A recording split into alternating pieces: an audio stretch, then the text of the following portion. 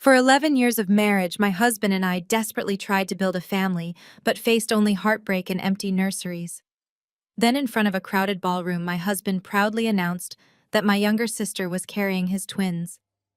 I did not scream or cry. I quietly signed the divorce papers he threw at me and walked away. When he went home to celebrate his new life, his mother went completely pale and asked him one simple question. "Wait, she did not tell you." Before I continue this story, let me know where you are watching from in the comments below. Hit like and subscribe if you have ever had to stand up to a toxic family member who severely underestimated you. My name is Fiona, and I am 34 years old. As a financial auditor and a private silent investor, I spent my entire adult life building a quiet but massive empire.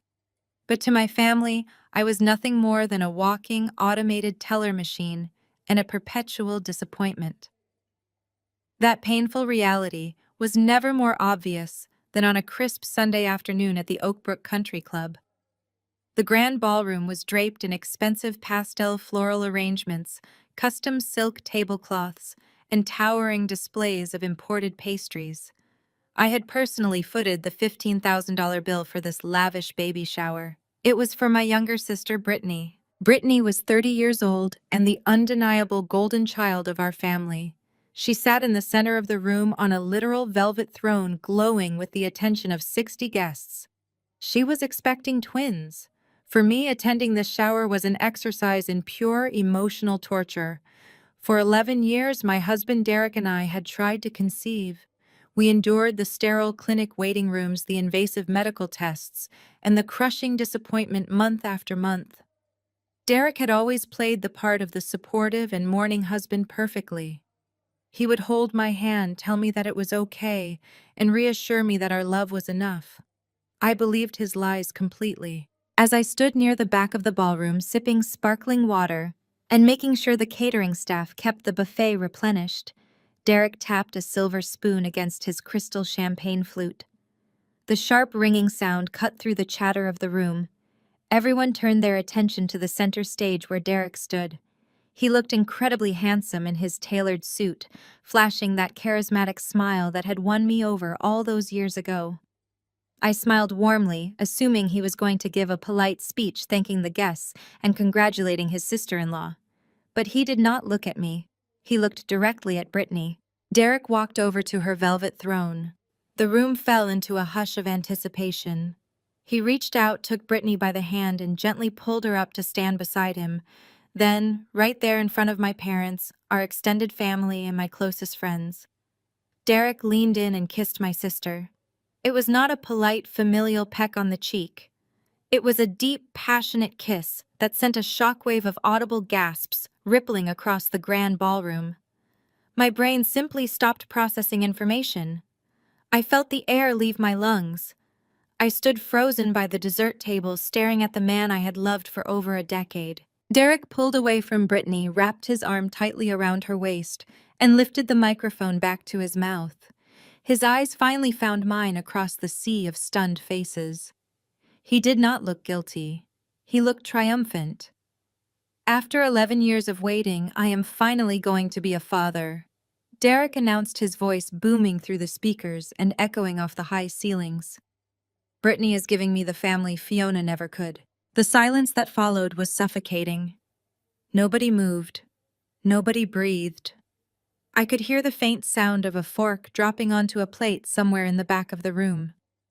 My vision tunneled directly onto Derek and Brittany. My sister was blushing, looking down at her designer shoes, with a coy smile, completely unbothered by the fact that she had just publicly destroyed my life. Derek dropped the microphone. It hit the floor with a loud thud. He walked down the small steps of the stage, parting the crowd of paralyzed guests, and marched straight toward me. He stopped right in front of the gift table beside me. From the inside pocket of his suit jacket, he pulled out a thick manila folder and slammed it down onto the table. "Sign the divorce papers, Fiona," Derek said, his voice loud enough for the first few rows of guests to hear clearly. "I am moving Brittany into the master suite tomorrow. Do not make a scene. Do not act crazy. You know you can never give me what I need. It is time for you to step aside and let a real woman take care of me. I stared at the folder. The word divorce was printed neatly on the tab. My hands were trembling slightly, but a sudden icy calm began to spread through my veins. Before I could even formulate a single word, my mother Linda shoved her way through the crowd. I expected her to slap Derek. I expected her to scream at Brittany for betraying her own sister. Instead, my mother flanked Brittany, protectively glaring at me with absolute venom. "Do not you dare ruin your sister's miracle with your frigid attitude. Fiona," my mother snapped, her voice shrill and full of resentment. "You have always been a selfish workaholic. You care more about your boring accounting spreadsheets than you ever cared about giving this man a family. Just like when you selfishly refused to pay off Brittany's credit card debt in college, you are trying to ruin her happiness now. Pack your bags tonight and get out of Derek's house. Brittany needs a stress-free environment for the babies." The sheer audacity of her words washed over me. This was my mother, the woman who had spent my entire life enabling Brittany's disastrous decisions. 10 years ago, Brittany had racked up $40,000 in debt on luxury vacations and designer clothes.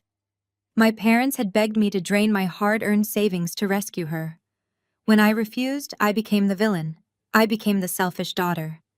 Now they were officially discarding me so the golden child could claim my husband and my life. I looked at Derek standing tall and arrogant. I looked at Brittany hiding behind my mother's protective embrace. I looked at the folder sitting on the table. I did not cry. I did not scream. I did not fall to my knees and beg for an explanation.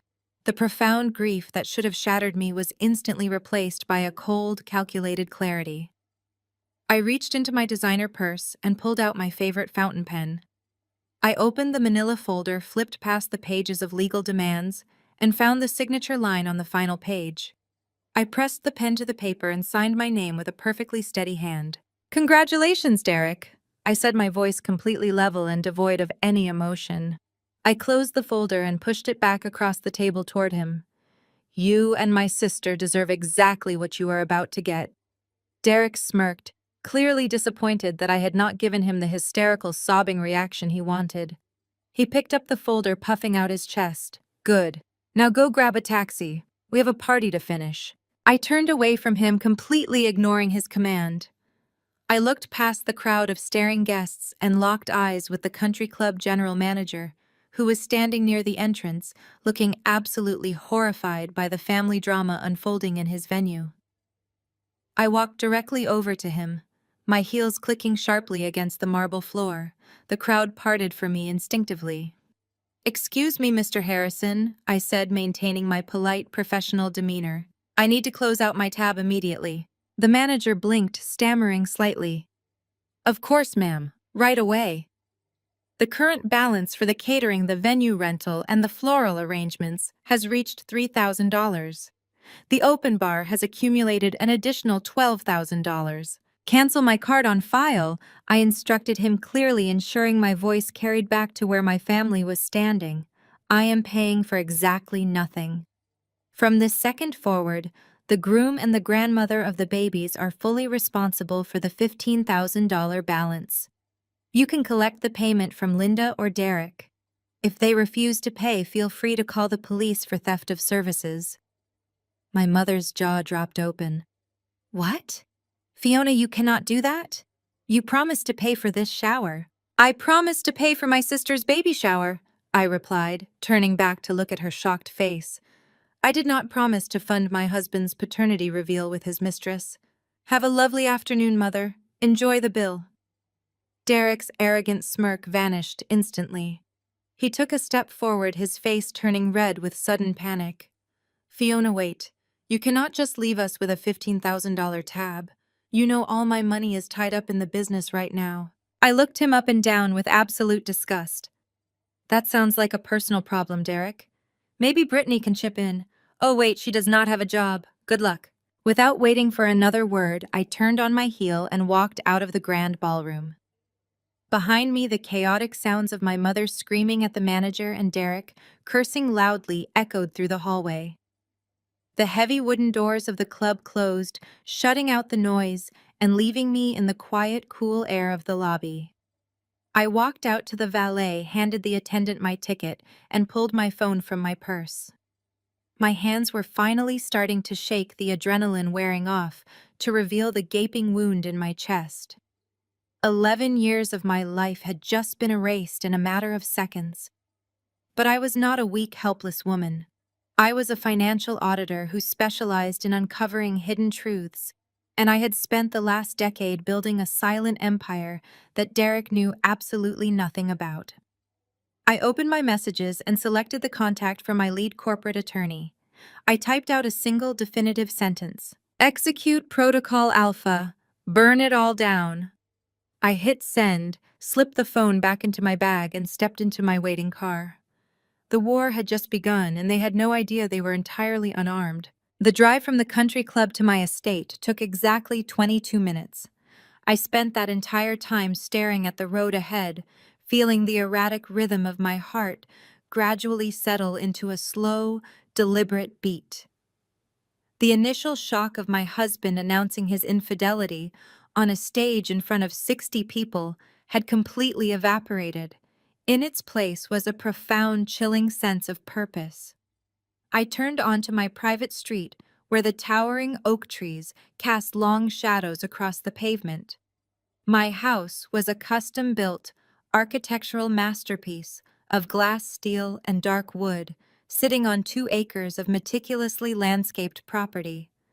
It was the physical manifestation of my life work. As my car rounded the final bend, my foot pressed hard against the brake pedal. A massive commercial moving truck was parked illegally across my pristine driveway, crushing a row of imported hydrangeas I had planted just last month. The heavy metal ramp was fully extended, and the back of the truck was wide open. My father Richard was standing near the base of the ramp, sweating through his expensive golf shirt. He was hoisting a large cardboard box labeled Nursery Decor in bright pink marker. A few feet away, my sister Brittany was directing a pair of hired movers, pointing a manicured finger toward my custom mahogany front door. She was already treating the property like it belonged to her, complaining loudly about how the entryway lighting would need to be completely overhauled to suit her tastes. I put my car in park, stepped out, and slammed the door shut. The sharp crack of the car door echoed across the driveway, instantly drawing their attention. Brittany froze mid-sentence, her hand dropping to her side. She quickly stepped behind my father, using him as a physical shield. Richard dropped the heavy box onto the driveway and wiped his brow. He did not look guilty or ashamed. He looked entirely annoyed by my presence. He marched directly toward me, stopping right at the edge of the front steps to physically block my path to the front door. "What are you doing here, Fiona?" my father demanded, his voice loud and dripping with condescension. "Derek specifically told you to pack your bags quietly. You were supposed to be gone by the time we arrived. Hand over your house keys right now, and do not make this more difficult than it needs to be." I stopped at the bottom of the steps, looking up at the man who had spent my entire life treating me like a second-class citizen in my own family. "You are currently trespassing on my property," I said, my voice perfectly level. "Tell those movers to put my sister's cheap plastic garbage back into that truck immediately." Richard let out a harsh, mocking laugh that made the veins in his neck bulge. "Your property. Do not be ridiculous. Derek is the man of the house, and he has made his decision. Brittany needs the space for the twins. This is a 5-bedroom estate with a massive backyard. What exactly are you going to do with all this square footage? Sit around in empty rooms and cry over your barrenness? You are a single woman now, Fiona. You can easily afford a small, cramped apartment somewhere downtown with your boring little accounting spreadsheets. Leave this home to a real family." The sheer audacity of his words did not break me. It only fueled the fire burning behind my ribs. My father had always viewed my career as a tedious little hobby. He never understood the magnitude of my work, and he certainly never respected it. "You mean the same boring spreadsheets that paid for your mortgage when your construction business nearly went bankrupt 5 years ago?" I asked, tilting my head slightly. "You seem to forget who always foots the bill in this family. You want to talk about what people need. 10 years ago, I needed my college savings to finish my degree. But you and Mom forced me to drain every single penny of my accounts to pay off Brittany's massive credit card debt because she maxed out 5 different cards buying designer clothes she could not afford. You told me that family sacrifices for each other. You told me Brittany was fragile and needed a clean slate. Richard crossed his arms, his face turning a dark shade of red. That was entirely different. Brittany made a few youthful mistakes, and we handled it as a family. You were always too focused on yourself and your money. You never understood the meaning of unconditional love. And look where your selfishness got you. Your husband had to look to your own sister to find a woman willing to give him children. Just hand over the keys, Fiona. A slow, arrogant clapping sound echoed from the front porch. I looked past my father to see Derek stepping out of my front door. He was holding a glass of my most expensive imported scotch, leaning against the stone pillar with a sickeningly triumphant smile plastered across his face. He walked down the steps, coming to stand right beside my father, presenting a united front against me. "Listen to your father, Fiona," Derek sneered, taking a slow sip of his drink. "You have lost. There is no point in dragging this out and embarrassing yourself further. My tech startup is generating record profits this quarter. We are securing millions in venture capital as we speak. I am going to be generous because I pity you. If you walk away right now and leave the house exactly as it is, I will set up a nice little pity alimony payment for you. A few thousand a month to keep you quiet and comfortable in whatever tiny apartment you manage to find. You can take your clothes and your boring accounting books, but the furniture, the electronics, and the house stay with me and Brittany." I looked at Derek, absorbing his complete delusion. He actually believed he was the one in control. He truly thought he was a titan of industry, graciously tossing crumbs to the woman he had just publicly humiliated. Brittany finally gathered the courage to step out from behind my father. She rested her hands on her slightly rounded stomach, a gesture clearly designed to twist the knife. "Derek is being more than fair to you, Fiona," she said, her voice adopting that fake sweet tone she always used when she wanted to play the victim. "We are going to turn your home office into the nursery. The natural light in there is just perfect for the babies. Please do not be toxic about this. We just want to be happy." I let her words hang in the heavy afternoon air. The three of them stood on my driveway, completely convinced they had orchestrated the perfect coup. They thought I was going to break down weeping and hand over the keys to the kingdom I had built with my own two hands. I slowly unclasped my designer handbag. I reached inside my fingers, brushing past my wallet and my car keys, until I found the thick, crisp envelope I had prepared months ago for an entirely different emergency. I pulled the envelope out and tapped it against my palm. "You know, Derek," I said, my voice dropping to a dangerously calm volume, "you have always loved playing the role of the brilliant, successful tech founder. You love the sound of your own voice in a boardroom, but you have always possessed a fatal flaw. You absolutely despise reading contracts before you sign them." Derek frowned, his confident posture faltering for a fraction of a second. "What are you talking about? Stop stalling and give Richard the keys." I stepped forward, closing the distance between us. I did not hand over my keys. I extended my arm and pressed the thick envelope firmly against Derek's chest. He instinctively grabbed it, looking down at the heavy legal seal stamped on the front. "That is a formal notice of immediate eviction," I announced loudly, ensuring the hired movers lingering near the truck could hear every single word. "You have exactly 1 hour to remove yourself and your pregnant mistress from my property before I have you arrested for criminal trespassing." Richard stepped forward, his fists clenched. "You cannot evict a man from his own home, Fiona. This is marital property. A judge will laugh you out of the courtroom." I turned my gaze to my father, offering him a smile that felt like absolute ice. "It is not marital property. This estate was never purchased in Derek's name. It was never purchased in my name either. 4 years ago, when this house was built, it was purchased entirely in cash by a private limited liability company. That company is owned completely and exclusively by a blind trust. A trust that I established 10 years ago before Derek and I were even married." I watched the color begin to drain from Derek's face.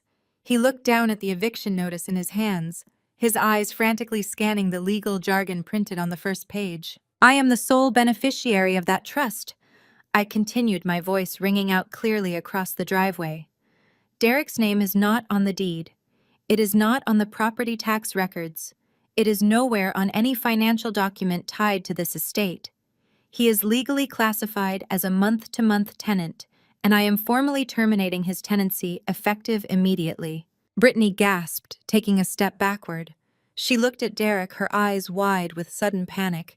"Derek, tell me she is lying. Tell me this is your house. You promised me this house." Derek swallowed hard, his throat bobbing. He crumpled the eviction notice in his fist, his arrogant facade rapidly dissolving into sheer panicked rage. He glared at me, his chest heaving as he realized the magnitude of his mistake. He had assumed that because we were married, half of everything belonged to him. He never bothered to ask questions about how the mortgage was paid because there was never a mortgage to begin with. "You think you are so incredibly smart?" Derek spat, taking a threatening step toward me. "You think a clever little real estate trick is going to save you? You are nothing but a glorified human calculator." He reached into his pocket and pulled out his phone, furiously tapping on the screen. His fingers were actually shaking as he unlocked his banking application. "Fine," he snarled, his eyes locked on his screen. "You want to play hardball over a house? Keep the damn house. I do not care. I am the chief executive officer of a rapidly expanding tech firm. I am freezing our joint bank accounts right now. I am cutting off your credit cards. I am stripping your access to every single cent of my company's profits. By tomorrow morning, you will not even be able to buy a cup of coffee without begging me for permission." Derek pressed his thumb against the screen to execute his threat, waiting for the satisfying confirmation that he had ruined me financially. I stood completely still, watching his face. I waited for the exact moment his eyes registered the numbers on his screen. I watched his jaw drop open, his arrogant snarl vanishing into a mask of pure, unadulterated horror. Derek frantically tapped the glass screen of his phone.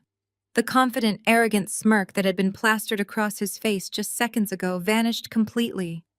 It was replaced by a sickly pale expression of pure, unadulterated horror. He closed his mobile banking application and reopened it rapidly, staring at the landing page as if the digital numbers were written in a foreign language. He swiped his thumb down to refresh the screen once, twice, 3 times. The result remained absolutely identical. Every single joint account we shared, checking, savings, money market, and the emergency reserve displayed a glaring balance of exactly $0.00. Brittany leaned over his arm, trying to get a look at the screen. "Derek, what is it?" she whined, her voice pitching upward in irritation. "Freeze her cards so we can get inside the house. My feet are swelling and I need to sit down." Derek ignored her completely. He looked up at me, his chest heaving, his eyes wide with a frantic, wild energy. "Where is it?" he demanded. His voice was a harsh, breathless whisper that betrayed his rising panic. "Where is the money, Fiona? The primary account is empty. The savings are gone." "Where did you move my money?" I adjusted the strap of my designer bag on my shoulder, completely unbothered by his sudden distress. "It was never your money, Derek," I stated plainly, keeping my voice perfectly level. "It was our money, and as the primary breadwinner of this marriage, it was mostly my money. And now it is safely secured where you cannot touch a single dime." Derek took a threatening step forward, but my father threw an arm out to stop him. "You cannot just steal money from your husband, Fiona," my father barked, pointing a thick, heavy finger directly at my face. "That is illegal. That is marital theft. You are going to end up in a jail cell if you do not reverse those transfers immediately." I let out a short, sharp laugh that echoed across the manicured driveway. It is absolutely fascinating how quickly you all become legal scholars when your own greed is on the line. But you are entirely wrong, Richard. It is not theft if it is executed through a court-approved financial separation. Derek froze, his phone slipping slightly in his sweaty grip. "A what?" he stammered. "A legal financial separation." I repeated, enunciating every single syllable so there could be no misunderstanding. "I filed the official paperwork exactly 3 months ago. The judge granted it, quietly binding our assets pending a final divorce decree. You would have known all about it if you ever bothered to open the legal mail at your corporate office instead of having your assistant forward everything straight to the shredder." I watched the brutal reality sink into his brain. For 3 solid months, I had been meticulously and legally untangling my entire financial life from his. 3 months ago, I had noticed glaring irregularities in his corporate expense reports. There were massive charges for luxury hotel suites, imported jewelry, and high-end restaurants that never correlated with his actual business trips. I knew he was hiding something terrible. I just did not know he was hiding my own sister. But I did not need to know the exact nature of his betrayal to know I needed to protect my assets from his reckless spending. While you were busy playing house with Brittany behind my back, I was busy legally transferring every single cent of my personal wealth and my legal half of the joint funds into private offshore accounts, I explained smoothly. Those accounts are untouchable, Derek. They are shielded by layers of international corporate law and managed by a blind trustee who answers only to me. You cannot freeze my cards. You cannot access my cash. You cannot take a single penny to fund your new life with your mistress. My mother Linda pushed past my father, her face contorted with absolute fury. She marched up to me, stopping just inches from my face. Her eyes were blazing with the kind of toxic entitlement she had nurtured her entire life. "You are a thief!" she screamed, her shrill voice echoing down the quiet, affluent street. "You are a cold, calculating thief. You are hoarding millions of dollars while your own sister is standing right here carrying twins." I looked at my mother, refusing to blink or back down an inch. Brittany is carrying her sister's husband's babies. Let us be very clear about the terminology here, Linda. She made her choices, and now she gets to live with the financial consequences. Family shares everything. Fiona, my mother, continued completely ignoring my point and waving her hands frantically. Family takes care of each other no matter what. Brittany is bringing new life into this world. She needs that money for the maternity fund. She needs the security to raise those children properly. You will transfer those funds back into the joint account right this instant, or I swear I will testify against you in court. I will tell the judge you are mentally unstable and vindictive. I could not help the genuine smile that spread across my face. It was incredibly amusing to watch them scramble like rats on a sinking ship.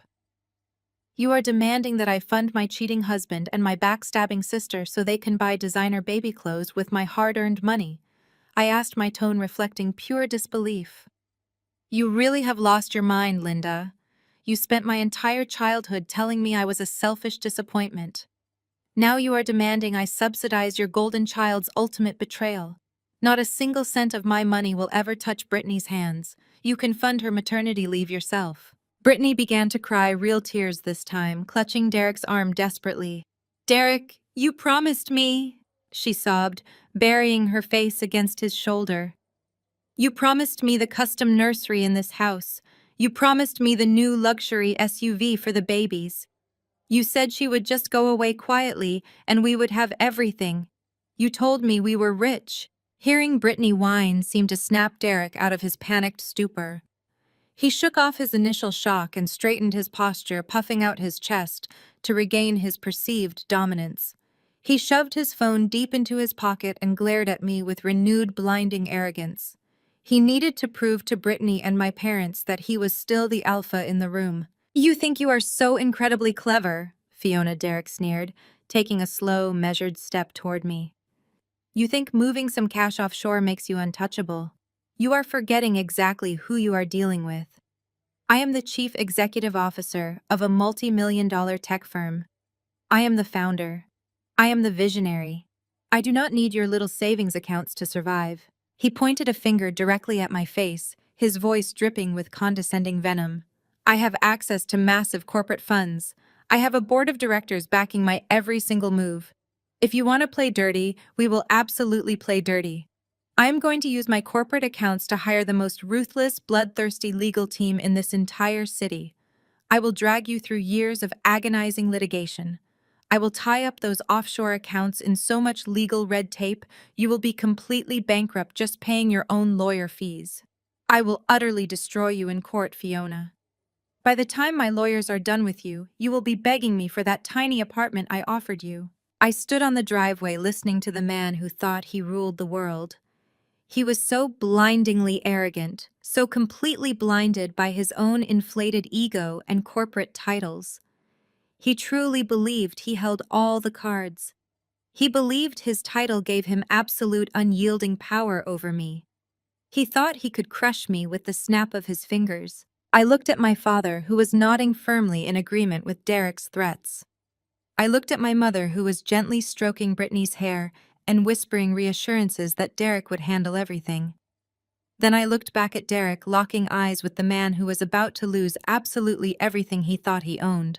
I did not argue with him. I did not raise my voice or try to defend my legal strategy. I simply smiled. It was a slow, genuine, peaceful smile that caused Derek's confident glare to falter for a brief fraction of a second.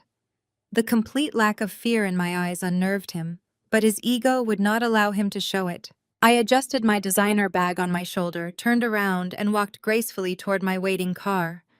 I opened the driver's side door, sliding into the luxurious leather seat. I rolled down the window just as Derek stepped forward, clearly agitated by my absolute silence and refusal to cower. "Good luck with that ruthless legal team, Derek," I said, my voice carrying clearly across the warm afternoon air. I started the engine, the powerful motor purring instantly to life. "Make sure you wear your absolute best suit. I will see you at the office on Monday morning." Monday morning arrived with a torrential coastal downpour, but Derek strode into the glass and steel lobby of Vertex Solutions, completely untouched by the rain. He wore a brand new bespoke navy suit specifically chosen to project absolute authority and wealth. He walked with the swagger of a man who believed he held the entire world in the palm of his hand. He stopped by the front reception desk, slapping his platinum executive keycard onto the polished marble counter. He did not bother to greet the receptionist.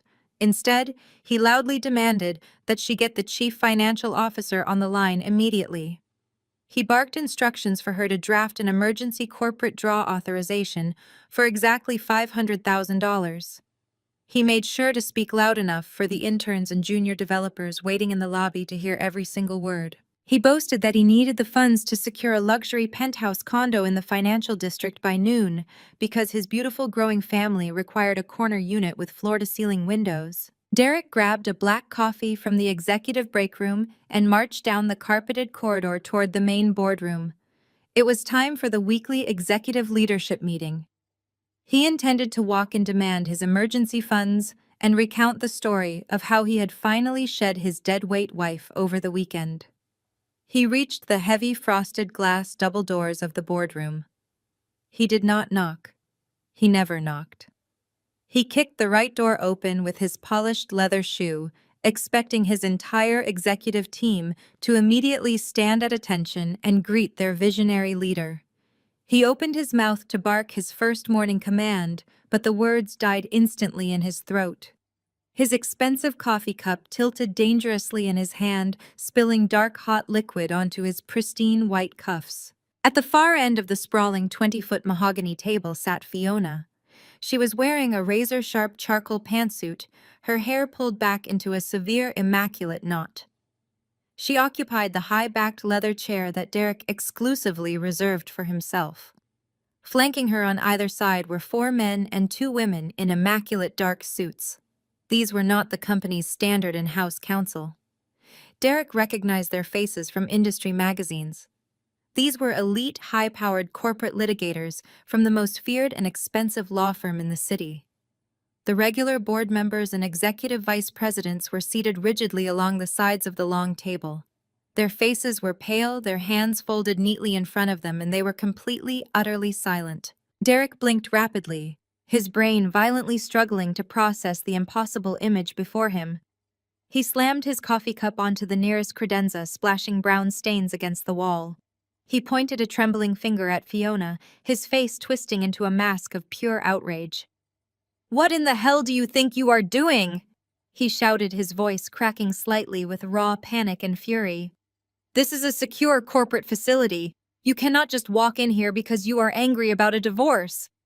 He spun around and glared at the vice president of operations. "Call security right now. Have this insane soon-to-be ex-wife physically removed from my building immediately. She is having a mental breakdown and bringing our petty domestic disputes into my corporate boardroom." Nobody moved. The vice president of operations stared down at his yellow legal pad, refusing to meet Derek's eyes. The chief financial officer cleared his throat nervously and looked toward the ceiling. The heavy wooden door behind Derek suddenly opened, and two large uniformed security guards stepped into the room. Derek smirked victoriously, his chest puffing out again. Finally he snapped, snapping his fingers at the guards. "Grab her by the arms and throw her out onto the street.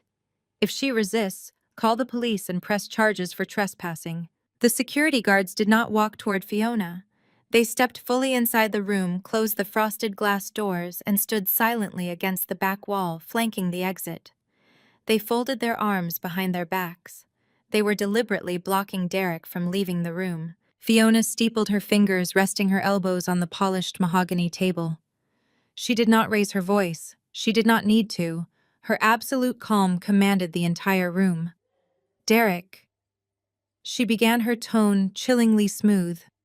"You really should have read the foundational operating agreements you signed 5 years ago. You love parading around this city calling yourself a visionary founder and a brilliant chief executive. You love telling the media how you pulled this company out of the ashes through your own sheer willpower and unmatched genius." Fiona reached beside her chair and picked up a massive stack of heavily bound legal documents. She placed her hand flat on top of the thick binder and shoved it hard. The heavy portfolio glided rapidly across the smooth, polished wood of the long table and stopped directly at Derek's fingertips. Derek stared at it as if it were a live explosive. "5 years ago, your precious startup was hemorrhaging cash," Fiona explained, her voice ringing with absolute authority. "You were exactly 12 hours away from declaring Chapter 11 bankruptcy. You were drowning in corporate debt, your servers were about to be repossessed by your creditors, and you were going to lose absolutely everything. Then miraculously, a nameless angel investor operating through a private holding firm swooped in and bought out your entire massive debt portfolio. You bragged to me that night over dinner about how your undeniable genius had finally been recognized by Wall Street elites." Derek stared at her, his face turning a sickly shade of gray. He looked down at the heavy binder but refused to touch it. "You did not even bother to read the acquisition terms," Fiona continued relentlessly, her eyes locking onto his terrified face. "You were just so desperate to save your fragile ego and keep your fancy office that you signed wherever the proxy lawyers told you to sign. You never questioned who was saving you. That silent holding firm is called Sterling Vanguard, and I am the sole owner and chief executive of Sterling Vanguard. I bought your debt, Derek. I acquired 100% of your intellectual property. I own the software patents. I own the proprietary code. I own the physical servers. I even own the commercial lease to this very building. You do not own a single share of this company." Derek gripped the edge of the mahogany table, his knuckles turning stark white. "No," he gasped, shaking his head frantically side to side. "No, that is mathematically impossible. I am the founder. I am the chief executive officer. I built this entire company from the ground up." "You built absolutely nothing," Fiona corrected sharply, her voice cracking through the room like a whip. "You have only ever been a salaried W-2 employee. You are a figurehead, a glorified corporate mascot I kept around because it amused me and because it kept you out of my way while I managed the real financial investments. You work for me, Derek. And as your majority shareholder and your direct employer, I am officially terminating your employment contract effective immediately for gross corporate misconduct." Derek looked around the boardroom, his eyes wide and frantic like a trapped animal, realizing the cage had just slammed shut. He looked desperately at his chief financial officer, his lead software developer, his senior vice presidents. He expected them to jump to his defense, to declare a walkout, to stand by their visionary leader. Instead, they were all looking at him with a mixture of sheer pity and profound disgust. They had all known the truth. They had all seen the real organizational charts. He had been strutting around as their boss for years, when in reality he was just another middle management employee dancing on a string that Fiona completely controlled. He opened his mouth to scream, to demand they walk out with him, in protest, to threaten them all with total professional ruin. But before Derek could utter a single desperate word, Fiona pressed a small black remote control resting in her palm. the heavy motorized blackout blinds on the boardroom windows silently lowered, plunging the large room into shadows. She pressed a second button, and the large high-definition overhead projector hummed instantly to life. A massive, meticulously organized spreadsheet illuminated the stark white wall behind her. The screen displayed hundreds of highlighted corporate bank transactions, deep financial audit logs, and cross-referenced credit card receipts. "Derek, you should really pay close attention to the screen right now," Fiona said, her voice dropping to a deadly serious whisper that sent a visible shiver down his spine. "Because I am not just terminating your employment today. I spent my entire weekend heavily auditing your corporate expense accounts. And because of the massive illegal discrepancies displayed right behind me, I am pressing federal embezzlement charges." The spreadsheet illuminated the room with a harsh white glow.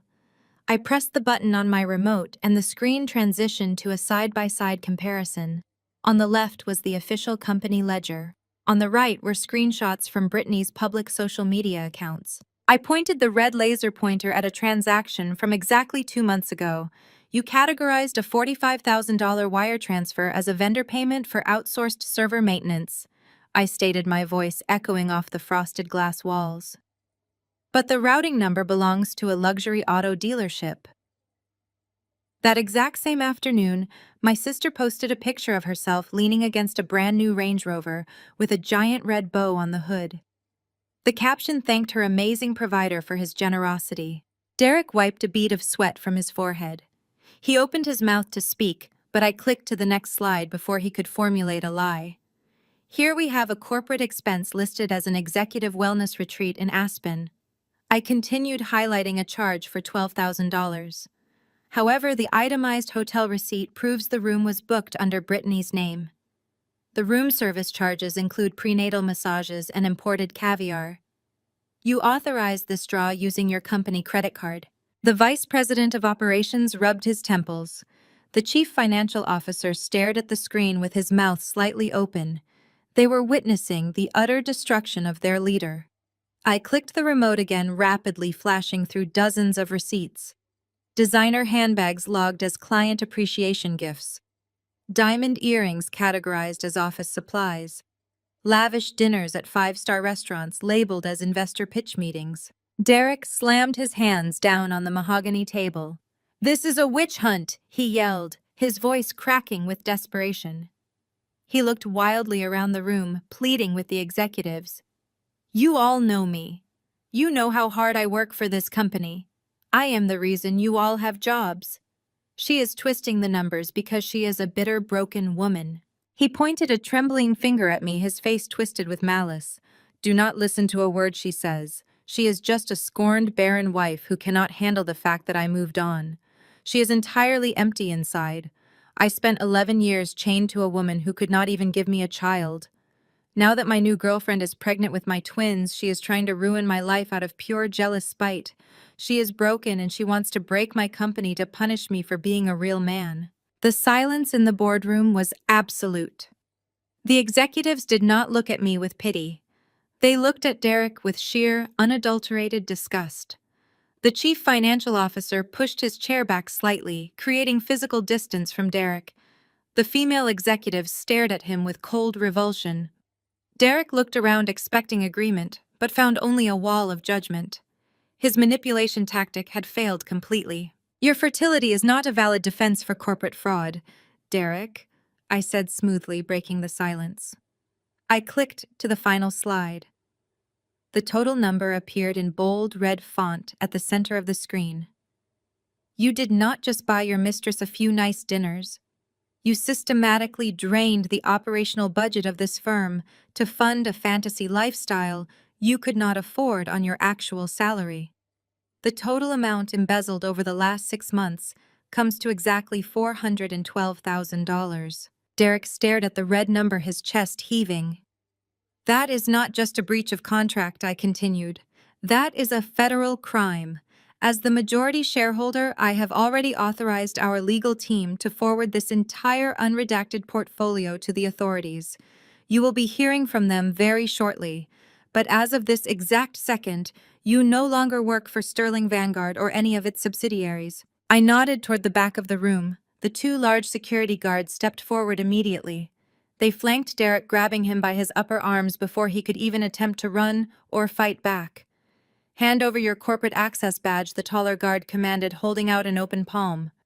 "Your company phone and your laptop stay on the table." Derek struggled against their grip, but they held him firmly in place. He clumsily unclipped the security lanyard from his belt and dropped it onto the table. He pulled his company-issued phone from his pocket and threw it down next to the badge. "You are going to regret this, Fiona," he spat, his voice trembling with a mixture of fear and rage. "You think taking my job changes anything? I still have my family. I still have my children. You will always be alone. Escort him out." I instructed the guards, ignoring his pathetic final attempt to hurt me. "Do not let him return to his office. He is to leave the premises immediately." The guards hauled Derek away from the table and marched him toward the frosted glass doors. They pulled the doors open and pushed him out into the bustling hallway. The entire open-plan office had gone completely silent. Dozens of software engineers, sales associates, and administrative staff stood at their cubicles watching the spectacle. The man who had walked in demanding respect and luxury condos was now being physically frog-marched through the building like a common criminal. Derek tried to yank his arms free to preserve some shred of dignity, but the guards gave him no quarter. They escorted him straight to the main elevators, rode down to the lobby in complete silence, and shoved him out through the heavy revolving doors onto the rainy city sidewalk. Derek stood in the pouring rain, shivering in his expensive, bespoke suit.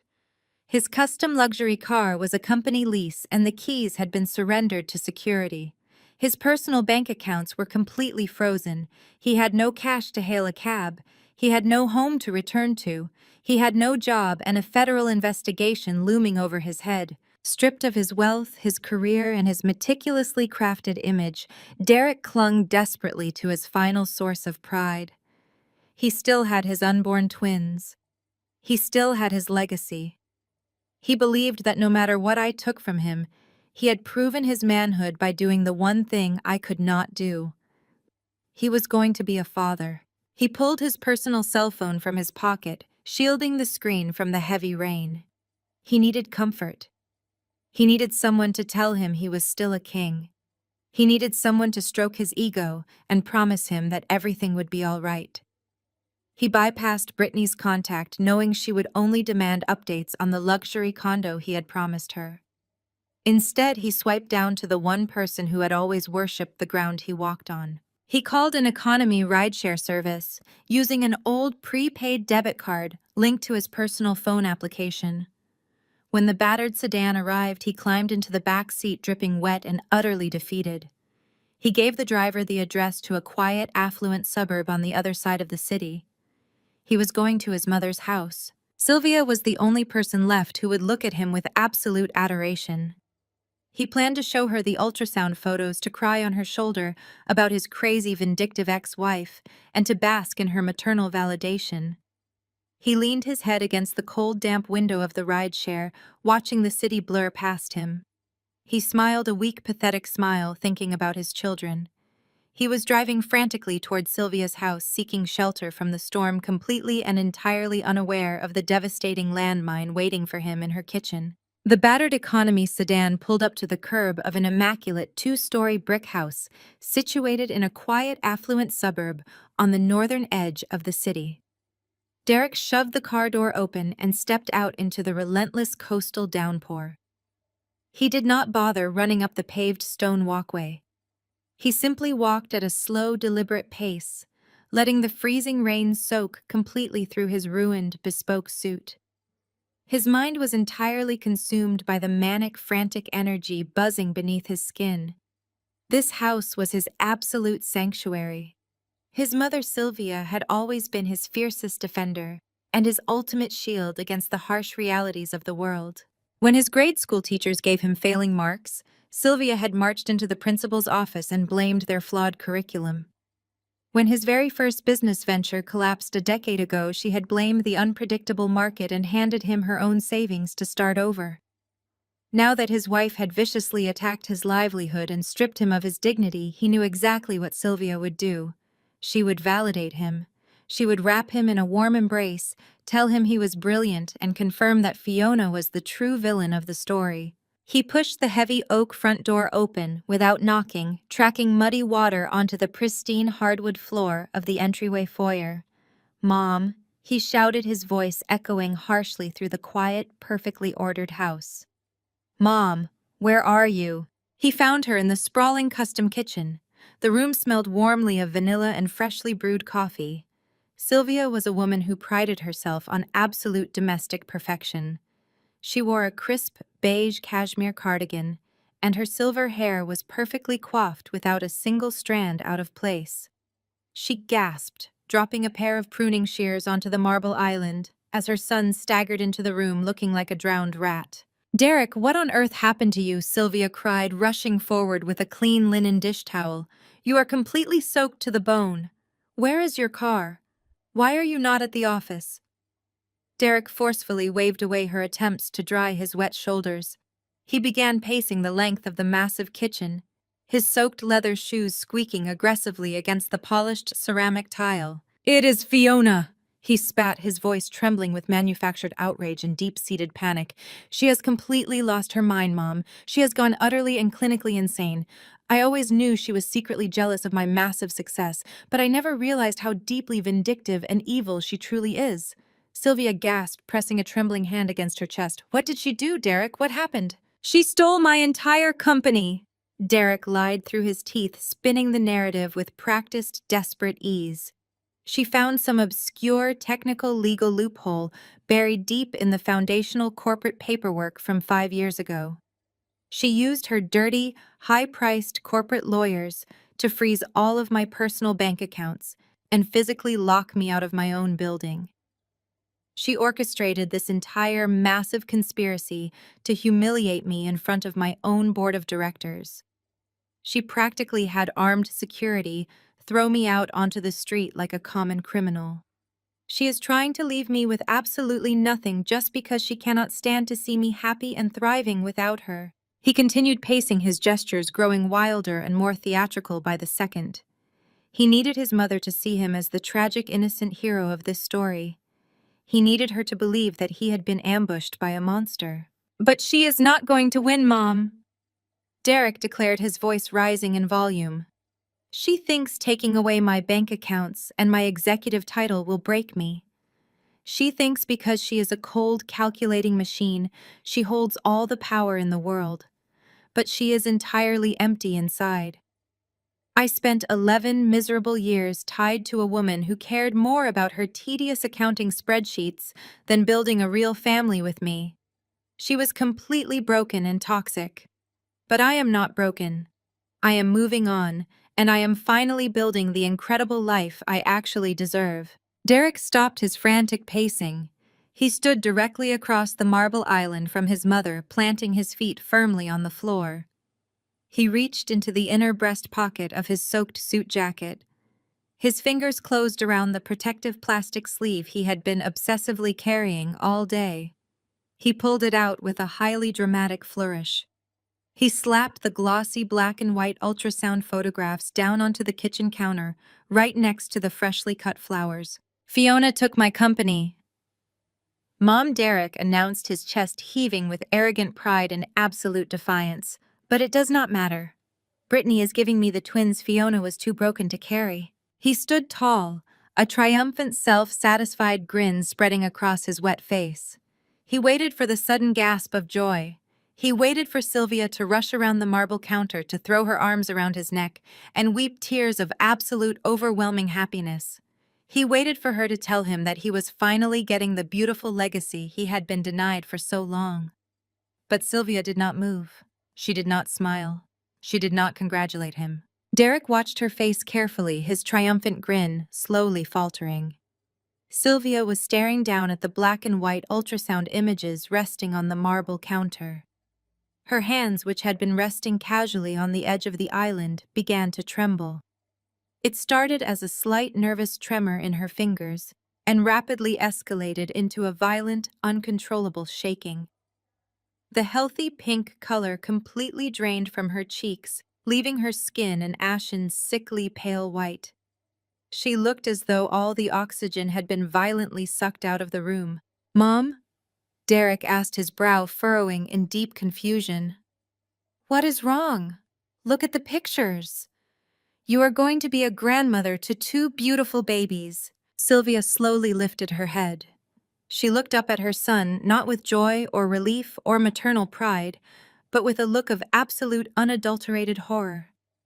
Her eyes were wide and suddenly welling with panicked, terrified tears. She opened her mouth, but no sound came out.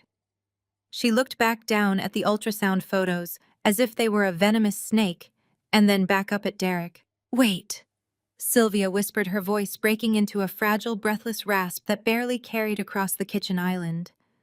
"Fiona did not tell you before she signed the divorce papers." Derek felt a cold, sharp spike of dread pierce his stomach. The absolute sheer terror in his mother's eyes made his heart hammer violently against his ribs. The confident facade he had been wearing all morning began to rapidly disintegrate. "Tell me what," he demanded, his voice dropping to a harsh, defensive growl. "Tell me what, Mom. What are you talking about?" Sylvia let out a choked, agonizing sob. She covered her mouth with both of her trembling hands, tears spilling over her eyelashes and tracking rapidly down her pale cheeks. Her knees seemed to buckle slightly, and she leaned heavily against the marble island for physical support, her chest heaving with heavy, panicked breaths. "Derek, when you were 14 years old," Sylvia began, her voice shaking so badly she could barely form the words. "Do you remember the terrible summer you spent in the oncology ward at the hospital? The summer you were so incredibly sick, and the doctors told us we were rapidly running out of medical options to save you." Derek stared at her, his mind racing, trying to connect the past to this exact moment. "Of course I remember, Mom. I had an aggressive tumor. I went through 6 brutal months of intensive radiation therapy. The doctors completely eradicated it. They saved my life, and I have been perfectly healthy ever since. What does my childhood illness have to do with Brittany or the twins?" Sylvia closed her eyes, squeezing them shut as if trying to block out the devastating reality of the moment. "The radiation saved your life, Derek," she sobbed, her voice dissolving into pure, wretched despair. "But the treatment was incredibly aggressive. It was highly experimental, and it had to be directly concentrated on your lower abdomen to target the mass. The oncologists warned your father and me about the severe permanent side effects, but we had absolutely no choice. We had to sign the consent forms. We had to save your life." Derek felt his throat go completely dry. The luxurious kitchen began to spin slowly around him. What side effects, he demanded, taking a slow, heavy step closer to the island. "Tell me right now." Sylvia opened her eyes, looking at the grown son she had fiercely protected his entire life. "The radiation permanently destroyed your reproductive system, Derek. You are 100% irreversibly sterile. You have been since you were 14 years old." Derek stopped breathing. The words hung in the air, heavy and suffocating. "You cannot father children, Derek." Sylvia wept, clutching the edge of the counter. "It is a biological and medical impossibility. You have a 0% sperm count. We hid the medical files from you because we wanted you to have a normal high school experience. We wanted to protect your pride. When you married Fiona, I sat her down privately and told her the absolute truth. I begged her to keep the secret and to look into adoption when the time was right, so you would never feel inadequate. She agreed to carry the burden of your infertility, so you would never have to feel like less of a man." Derek stared at the black and white ultrasound photos resting on the marble counter, the images of the twins. The twins that Brittany had tearfully sworn were the product of their passionate secret romance. The twins that Brittany claimed were his ultimate legacy. The twins that he had just destroyed his entire marriage, his career, and his financial future to protect and provide for. He cannot father children. The realization crashed down on him with the force of a freight train. Brittany had not chosen him because he was a wealthy, handsome titan of industry.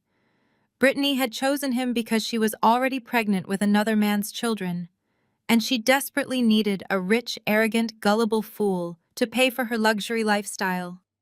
And he had handed her the keys to his entire life on a silver platter. The silence in the immaculate kitchen was absolute. Derek stood frozen, staring at his mother as her devastating words dismantled his entire reality piece by piece. The arrogant foundation upon which he had built his entire life crumbled into dust. He could not process the medical truth echoing off the marble countertops. He was completely irreversibly sterile. "But we did IVF." Derek stammered, his voice sounding hollow and completely foreign to his own ears. "We went through 4 rounds. The doctors told us the embryos were not viable. They told us it was Fiona." Sylvia shook her head slowly, fresh tears spilling down her cheeks. "No, Derek. They told you the donor embryos were not viable. You and Fiona agreed to use an anonymous sperm donor because of your medical history. But your ego could not handle the reality of your condition. You willfully blocked out the truth. You convinced yourself the failure was entirely on Fiona. And Fiona let you believe it because she loved you enough to protect your fragile pride." Derek stumbled backward, his shoulders hitting the heavy wooden pantry door. Memories from the past decade flashed through his mind with brutal, unforgiving clarity. He remembered his father Richard constantly making passive-aggressive jokes about Fiona being barren at family dinners. He remembered his mother Linda openly criticizing Fiona for prioritizing her accounting firm over giving him a family. He remembered sitting at the head of holiday tables nodding solemnly while his family verbally shredded his wife for her supposed biological failures. Fiona had sat there and taken every single insult in absolute silence. She had endured 11 years of relentless mockery and condescension from his parents, never once revealing the medical secret that would have completely destroyed his masculine pride. She had shielded him from his own family's judgment, absorbing their toxic abuse to protect the man she loved. And how had he repaid her absolute loyalty? He had publicly humiliated her.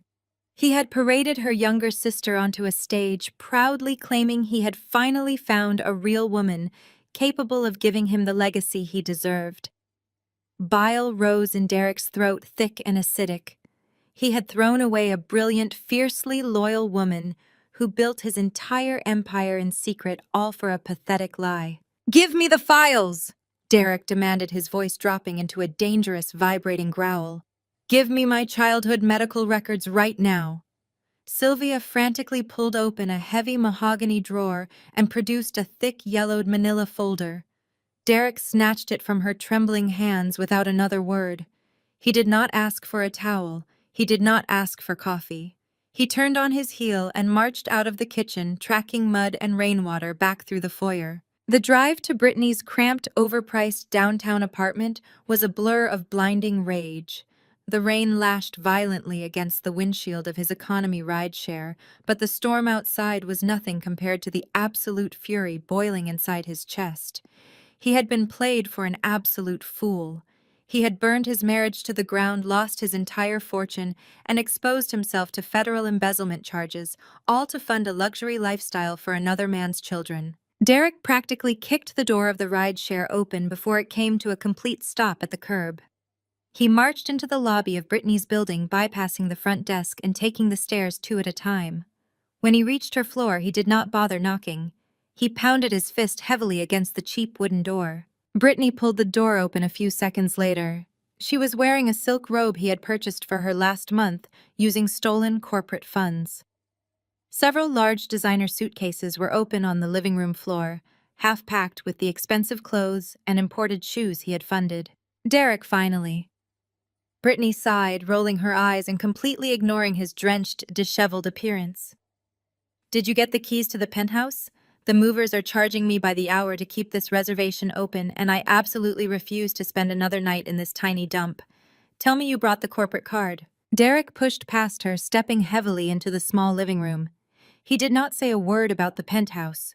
He did not mention the money. He simply raised his arm and violently slammed the thick manila folder down onto her glass coffee table. The sharp crack echoed like a gunshot in the confined space. "Open it," Derek commanded, his voice dripping with venom. Brittany jumped, crossing her arms defensively over her slightly rounded stomach. "What is your problem, Derek? You are tracking water all over my rug. I said open the damn folder, Brittany." Derek roared, stepping toward her with a look of such pure, unhinged fury that she instinctively shrank back. Trembling slightly, Brittany reached out and flipped open the yellowed cover. She stared at the top document. It was a comprehensive pediatric oncology report from an elite metropolitan hospital detailing his aggressive radiation therapy and outlining the permanent, irreversible destruction of his reproductive system. Derek watched her face intensely. He waited for the confusion. He waited for her to ask what this meant. He waited for her to deny understanding the medical jargon. Instead, Brittany's delicate, innocent facade completely evaporated. The feigned sweetness drained from her features, replaced by a cold, hard, calculating stare. She dropped the medical file back onto the table and let out a long, heavy sigh of pure annoyance. She did not look guilty. She looked entirely inconvenienced. "So you found out," Brittany stated flatly, crossing her arms over her chest. "I honestly figured Fiona would have rubbed your face in this years ago. She always loved being the smartest person in the room." Derek felt the floor drop out from underneath him. "You knew," he whispered, his voice trembling with disbelief. "You knew I was sterile this entire time." "Of course I knew," Brittany laughed, a harsh, mocking sound that made his stomach churn. "Fiona told me the truth about your little medical condition years ago, after she had a few too many glasses of wine at Thanksgiving. She was crying about how hard it was to protect your pathetic, fragile ego from Mom and Dad. Do you honestly think I would have risked my own future sleeping with you if I thought you could actually get me pregnant?" "Who is the father?" Derek demanded, his hands curling into tight fists at his sides. "Tell me right now." Brittany rolled her eyes again, walking over to her kitchen counter to pour herself a glass of sparkling water. "His name is Marcus. He is a VIP promoter at that downtown club I used to go to. He is broke. He is married to some terrifying woman, and the second I told him I was late, he completely blocked my number across every single platform. He literally threatened to file a restraining order if I ever showed up at his club again." "You used me!" Derek gasped, the magnitude of her manipulation finally sinking in. "You targeted me because you needed a bailout. I targeted you because you were the easiest, most arrogant mark I had ever met in my entire life." Brittany shot back, turning to glare at him with absolute disdain. "I was pregnant, broke, and drowning in credit card debt. I needed a wealthy savior to fund my lifestyle and pay for these twins. You were constantly strutting around family dinners, bragging about your tech empire and your massive corporate expense accounts. You were practically begging to be manipulated. All I had to do was stroke your massive ego, tell you that you were a brilliant visionary, and pretend that you were so much more of a man than Fiona ever appreciated. You ate it up instantly. You were so desperate to prove your virility that you did not even question the timeline." Derek felt physically sick.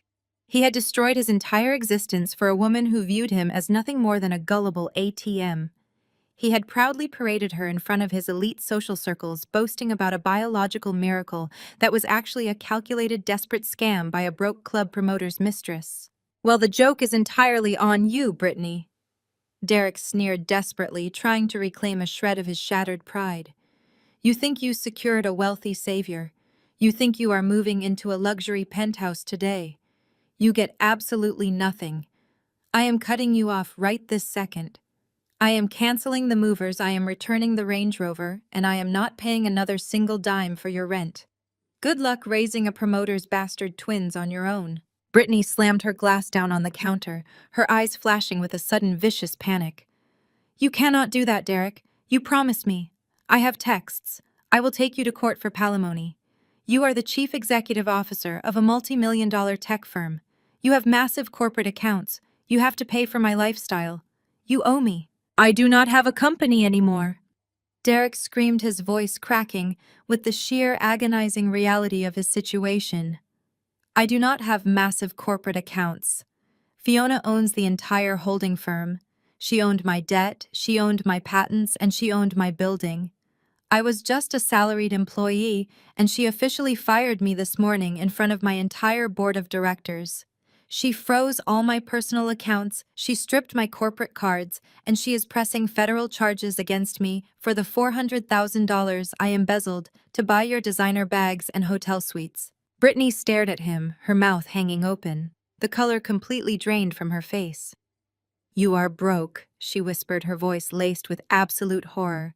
"You are completely broke and you are going to federal prison." "I have nothing," Derek admitted, his shoulders slumping as the fight finally left his body. Fiona took everything. The transition was instantaneous. Brittany's face twisted into a mask of pure, vicious disgust. She marched across the living room, grabbed Derek by the lapels of his ruin-soaked suit, and shoved him violently toward the front door. "Get out!" Brittany shrieked, her voice echoing down the apartment hallway. "You are completely useless to me. You are a pathetic, broke loser who does not even own his own company. You let your boring accountant wife play you like an absolute fiddle, and now you are dragging me down with you. I cannot afford to be attached to a federal criminal with zero assets." "Brittany, wait," Derek pleaded, suddenly terrified of being entirely alone. "I said get out of my apartment," she screamed, shoving him hard out into the hallway. "Do not ever contact me again. If you come near me, I will call the police." She slammed the heavy door directly in his face. The sharp click of the deadbolt locking echoed loudly in the quiet hallway. Derek stood alone in the dim corridor, his expensive suit clinging wetly to his skin. He had no company, no money, no wife, no children, and no future. He was left with absolutely nothing but the crushing, inescapable realization that Fiona had not just defeated him, she had utterly annihilated him. The heavy silence of the dimly lit hallway was shattered by the sharp chime of the elevator arriving at the end of the corridor. The polished metal doors slid open and Richard and Linda rushed out, their faces pale with frantic worry. They had raced across the city the moment they received the hysterical phone call about Derek being locked out of his own building. They hurried down the hallway and stopped dead in their tracks when they saw their golden child leaning against the wallpaper, completely drenched, shivering, and looking utterly defeated. Linda let out a high-pitched gasp. She ran forward and threw her arms around Derek, heedless of his soaking wetsuit. She cradled his face in her hands, treating the 35-year-old former executive as if he were a bruised toddler. "Derek, my God, what has that monster done to you?" Linda cried, her voice echoing shrilly against the apartment doors. "Look at you. You are freezing. You are shaking." Richard stepped up beside his wife, his chest puffed out with arrogant patriarchal fury. His face was a deep shade of crimson. He stared at the closed door of Brittany's apartment and then back at his son. "Did that girl just throw you out?" Richard demanded, his voice booming with absolute authority. "After everything you have done for her, after you sacrificed your marriage to give her the world, I will not tolerate anyone treating my son like a stray dog. Stand aside, Derek." Richard marched directly up to Brittany's door and pounded his heavy fist against the wood. He hammered relentlessly, ignoring the muffled protests from neighboring units. "Open this door immediately," Richard bellowed. "You do not get to disrespect this family. We are the ones who put a roof over your head." The deadbolt clicked. The door swung open a few inches, revealing Brittany. Her eyes darted from the soaked, pathetic figure of Derek to the expensive designer coats and furious faces of Richard and Linda. Brittany possessed a predatory survival instinct. She rapidly calculated the situation. Derek was broke, but his parents owned a highly successful commercial construction business. They lived in a sprawling mansion. They were wealthy. If she played her cards perfectly, she could bypass Derek entirely and tap directly into the family fortune. Instantly, Brittany's cold, vicious expression melted away. Her lower lip began to quiver.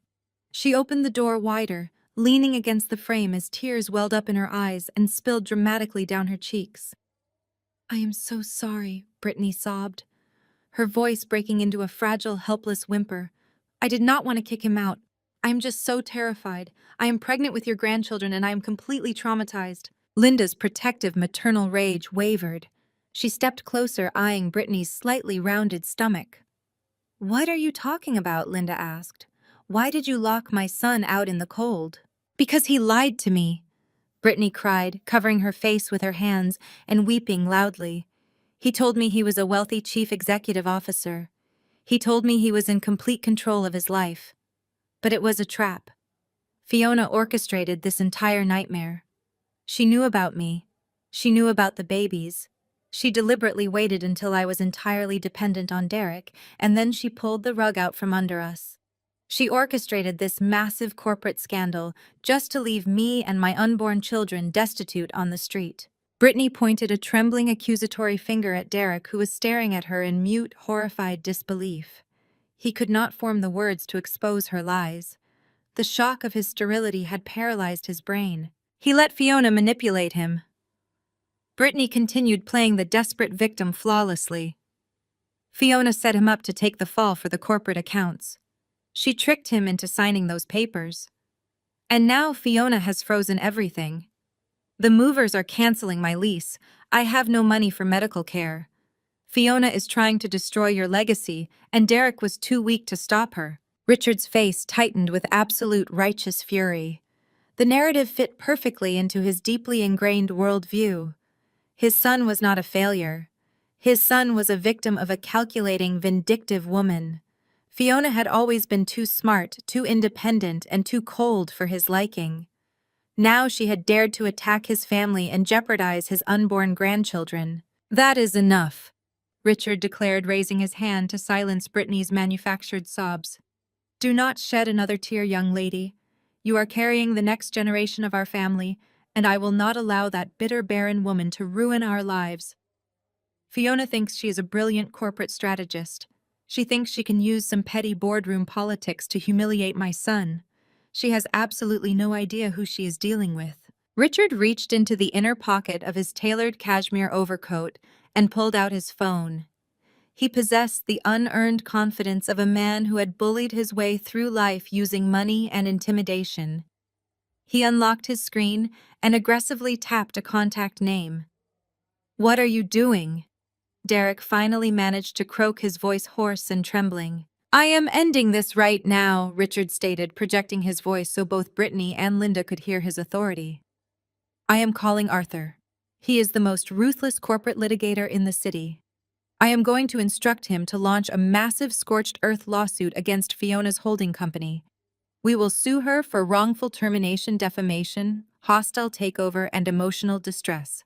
I will tie her up in endless litigation until she is begging for mercy. I will bankrupt her firm and hand it back to you." The phone rang twice before a crisp professional voice answered. "Arthur speaking." "Arthur." "It is." "Richard," he barked, tapping the speakerphone button so the entire hallway could hear his display of power. "I need you to draft a comprehensive lawsuit immediately. My former daughter-in-law, Fiona, has completely lost her mind. She executed an illegal hostile takeover of my son's firm today. She locked him out and froze his assets. I want you to go after her holding company with everything you have. We are going to destroy her business and take back what belongs to my son." There was a heavy, prolonged silence on the other end of the line. The quiet stretched on for so long that Richard checked his screen to ensure the call had not dropped. "Arthur," Richard prompted impatiently. "Did you hear my instructions?" "I heard you," Richard the lawyer finally replied. His voice was completely devoid of its usual deferential tone. It sounded incredibly weary and tightly strained. "And I am telling you that what you are asking is a legal and financial impossibility. You cannot sue Fiona's holding company." "What are you talking about?" Richard snapped, his face flushing with fresh anger. "I pay you a massive retainer to destroy my enemies. Do not tell me what I cannot do. She operates a mid-level corporate umbrella firm. File the injunctions immediately." Richard listened to me very carefully. Arthur said, his words sharp and deliberate. "You cannot sue that holding company because you do not possess the financial leverage to fight them. 3 years ago, your commercial construction business was on the verge of total bankruptcy. You were bleeding capital, your contracts dried up, and traditional banks refused to touch you. You came to me desperate for a lifeline." I remember Richard growled defensively, "and we secured a massive private line of credit from an anonymous equity group. It saved the business." "What does that have to do with Fiona?" "Because it was not an anonymous equity group," Arthur stated flatly, his voice echoing coldly down the hallway. "The private equity firm that underwrote your massive line of credit is a direct subsidiary of Fiona's holding company." Richard froze. The arrogant posture completely vanished from his frame. Linda gasped, her hands flying to her mouth in shock. Fiona's firm owns your debt, Richard the lawyer continued, driving the brutal reality home. She controls the entire financial foundation of your construction business. She has the power to call in the remainder of that loan at any given moment. But that is not even the worst part. Richard could barely breathe. What could possibly be worse than that? He rasped, the booming authority entirely gone from his voice. The $400,000 that Derek embezzled from his company, Arthur explained, his tone devoid of any sympathy. Derek did not just take that money, he committed federal corporate fraud. Because the theft has been officially logged and forwarded to the authorities, the parent holding company is legally obligated to recover the stolen assets immediately. That is Derek's problem, Richard stammered, stepping backward as if physically struck. He took the money. I had nothing to do with his corporate accounts. You had everything to do with it, Arthur corrected sharply. 5 years ago, when Derek launched his startup, he lacked the credit history to secure the initial foundational loans. You and Linda secretly co-signed those original financial documents to ensure his success. You used your commercial construction business as the primary collateral for his corporate entity. You tied your family business directly to his corporate liability. The hallway began to spin around Richard. Derek slumped against the wall, sliding down until he was sitting on the floor, his head in his hands. Brittany stood in the doorway, her eyes wide as she rapidly processed the financial math.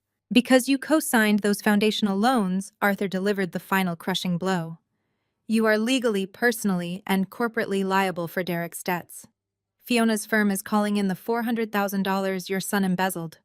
You have exactly 48 hours to wire the full unredacted amount to the holding company. If you fail to produce the cash, Fiona will execute the collateral clause. She will seize your construction business, liquidate your commercial assets, and place a lien on your personal mansion.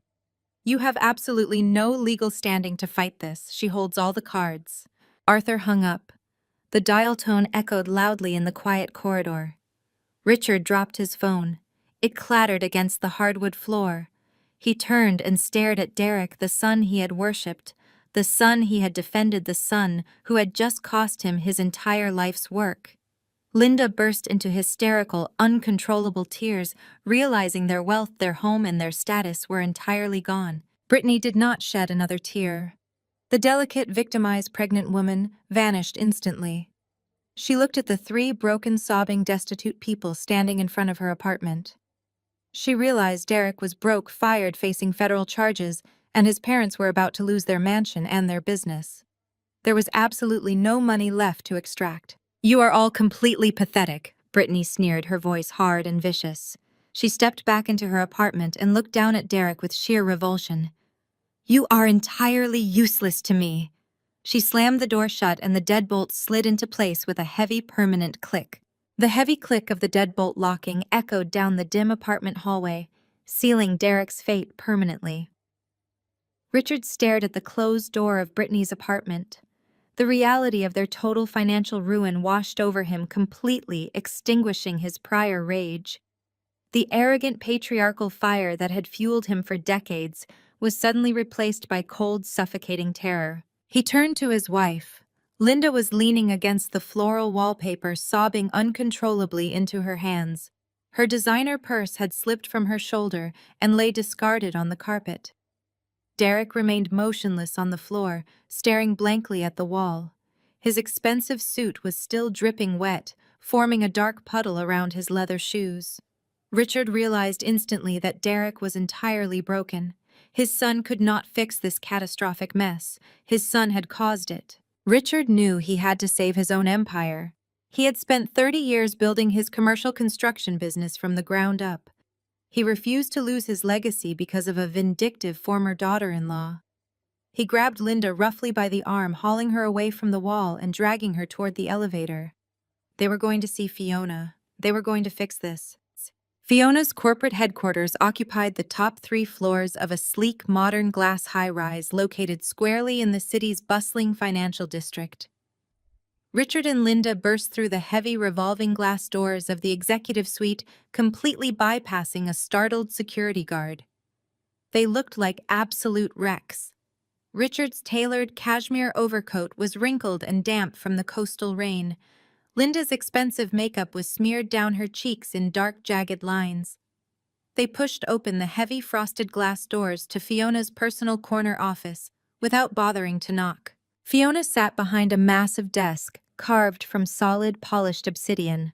She wore an impeccable tailored ivory suit that radiated absolute authority and control.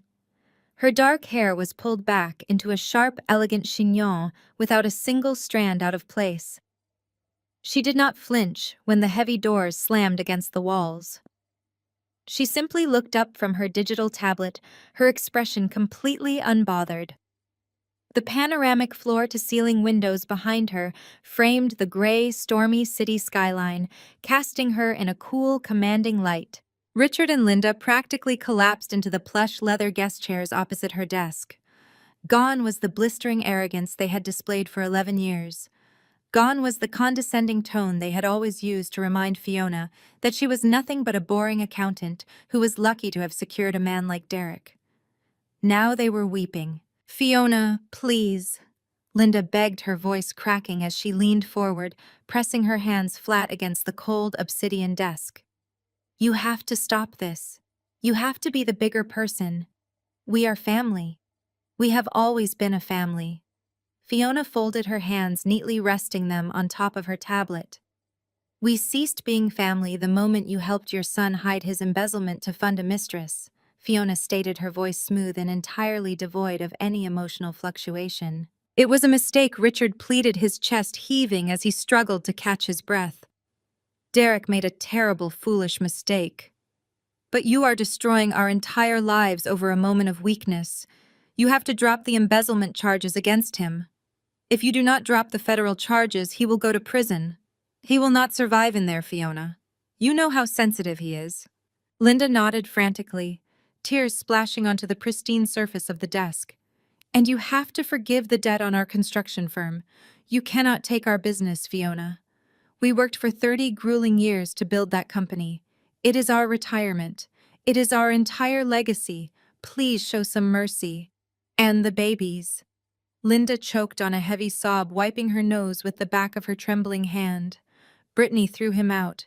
She has absolutely nothing. You are a wealthy woman now. You own this entire holding company. Out of basic family loyalty, you need to provide a monthly stipend for those twins.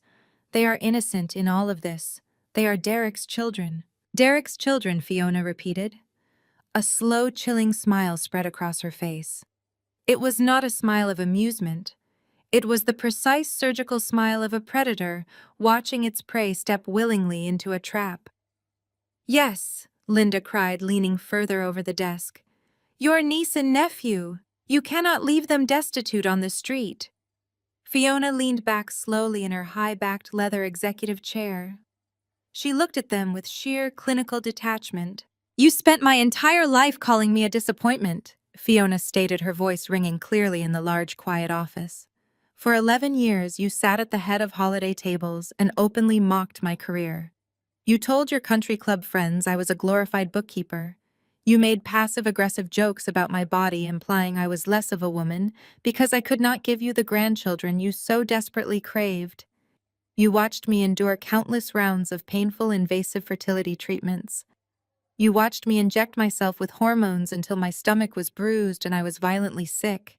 And every single time a cycle failed, you looked at me with absolute sheer disgust." Linda opened her mouth to protest, but Fiona raised a single perfectly manicured finger, commanding immediate absolute silence. "You did all of that," Fiona continued smoothly, "while I kept the ultimate secret. I endured your toxic abuse to protect your son. I kept his pediatric oncology records locked away. I carried the heavy burden of his total irreversible sterility so he would never have to feel like a failure in your eyes. I was the one protecting him.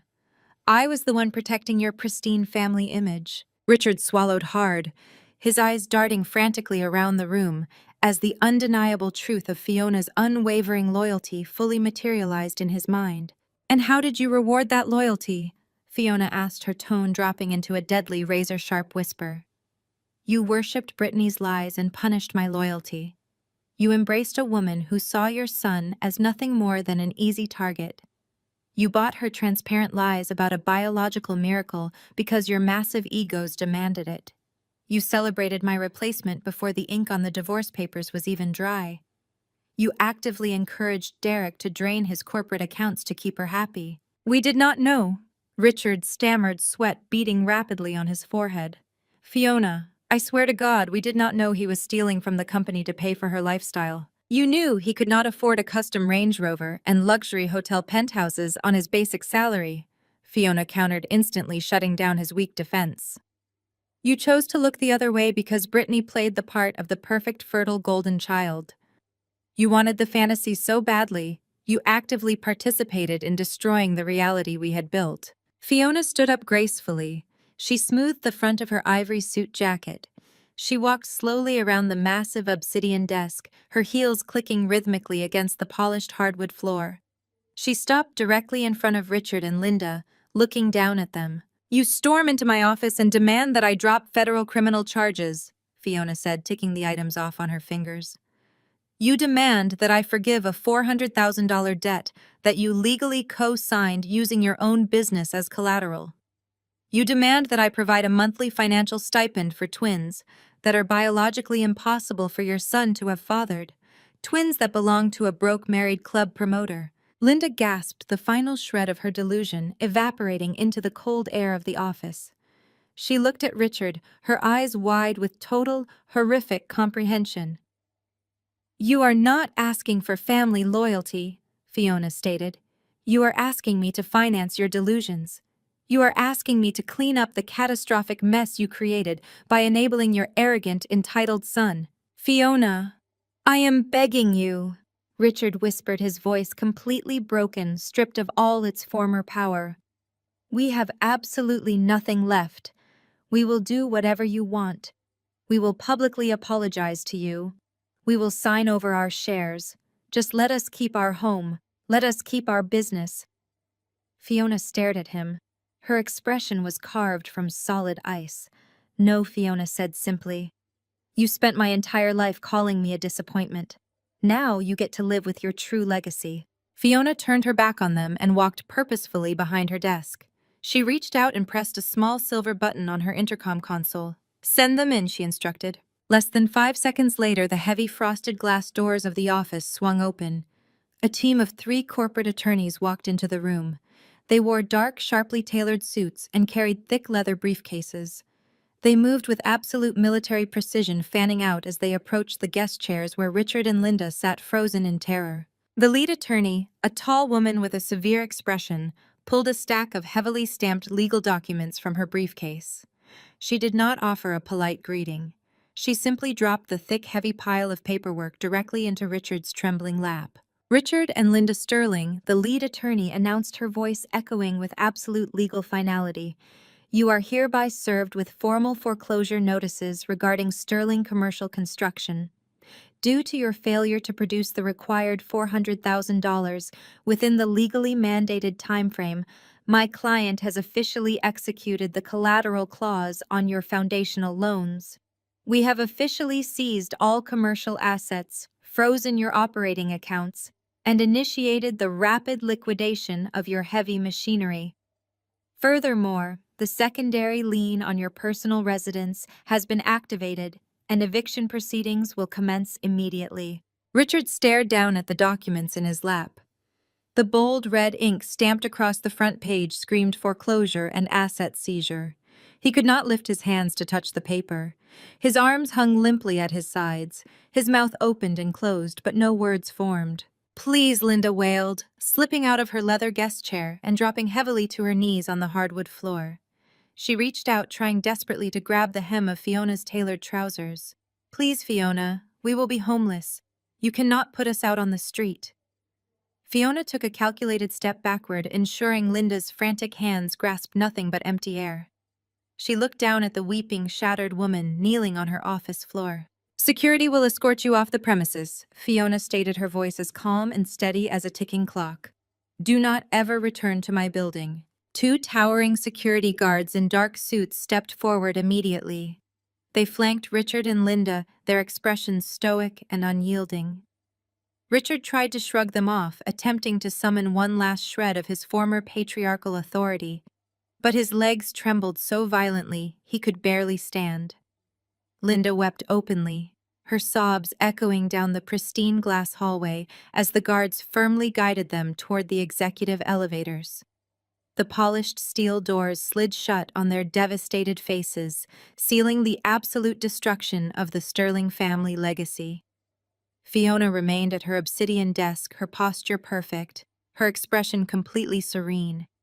The financial dominoes she had meticulously lined up over the past 6 months had finally toppled, crushing everything in their path. Across the city, the reality of the Sterling family's annihilation was crashing down on Brittany. She sat on the floor of her cramped apartment surrounded by half-packed designer suitcases. The moving company had just called to cancel her penthouse reservation. The deposit check Derek had written had bounced spectacularly.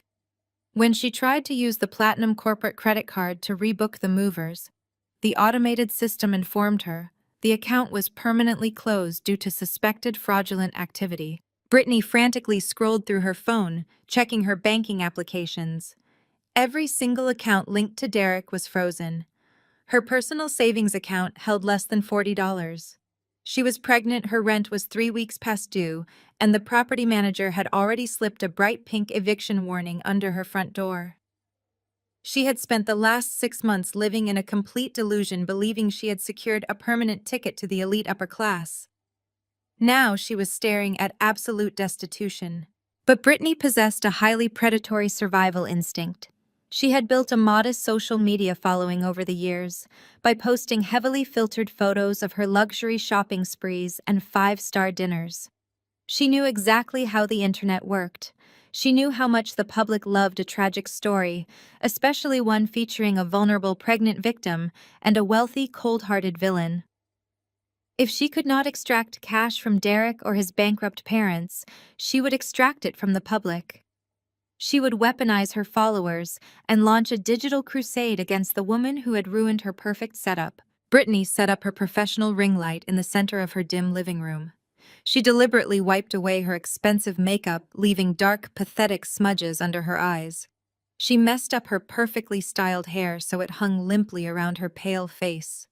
She positioned the camera to clearly capture the half-packed suitcases and the eviction notice resting on the coffee table. She hit record. For the first 10 seconds, Brittany simply sat in front of the lens, her lower lip quivering as she forced large, heavy tears to spill down her cheeks. "I did not want to make this video," Brittany began, her voice shaking with expertly manufactured trauma. "But I have absolutely nowhere else to turn. I am pregnant with twins, and I am about to be completely homeless." She took a ragged, dramatic breath, looking directly into the lens. "The man I loved was destroyed by his evil, barren ex-wife, Brittany," sobbed, using the cruelest buzzword she could weaponize. "She could not give him the family he desperately wanted, so she punished us. She used her massive corporate wealth to execute an illegal, hostile takeover of his company. She froze his bank accounts. She stole the money that was supposed to pay for my medical care and my hospital bills. She left a pregnant woman to starve in the street out of pure malicious jealousy. She is a cold, empty monster, and she is trying to ruin my life just because I can give him the babies she never could." Brittany posted the video across every major platform, attaching a link to a crowdfunding campaign titled "Help Save My Twins." She tagged Fiona's holding company, Derek's former firm, and several prominent local news outlets.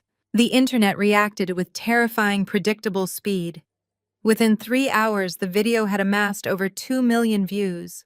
The comment sections were a raging wildfire of absolute blind outrage.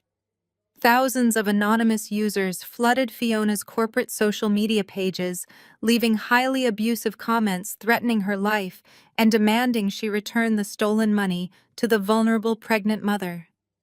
Several mid-tier influencers stitched Brittany's video, weeping on camera, and urging their massive audiences to boycott Fiona's holding firm. The digital mob was hungry for a villain, and Brittany had served Fiona up on a silver platter. Inside her corner office, Fiona watched the viral video playing on her digital tablet. Her public relations director, a sharp, anxious man named Marcus, paced nervously in front of the obsidian desk. "This is a massive public relations nightmare," Fiona Marcus stated, wiping sweat from his forehead. "We are losing corporate followers by the second. The public is entirely on her side. They see a crying pregnant woman and a wealthy female executive, and they have already drawn their conclusions.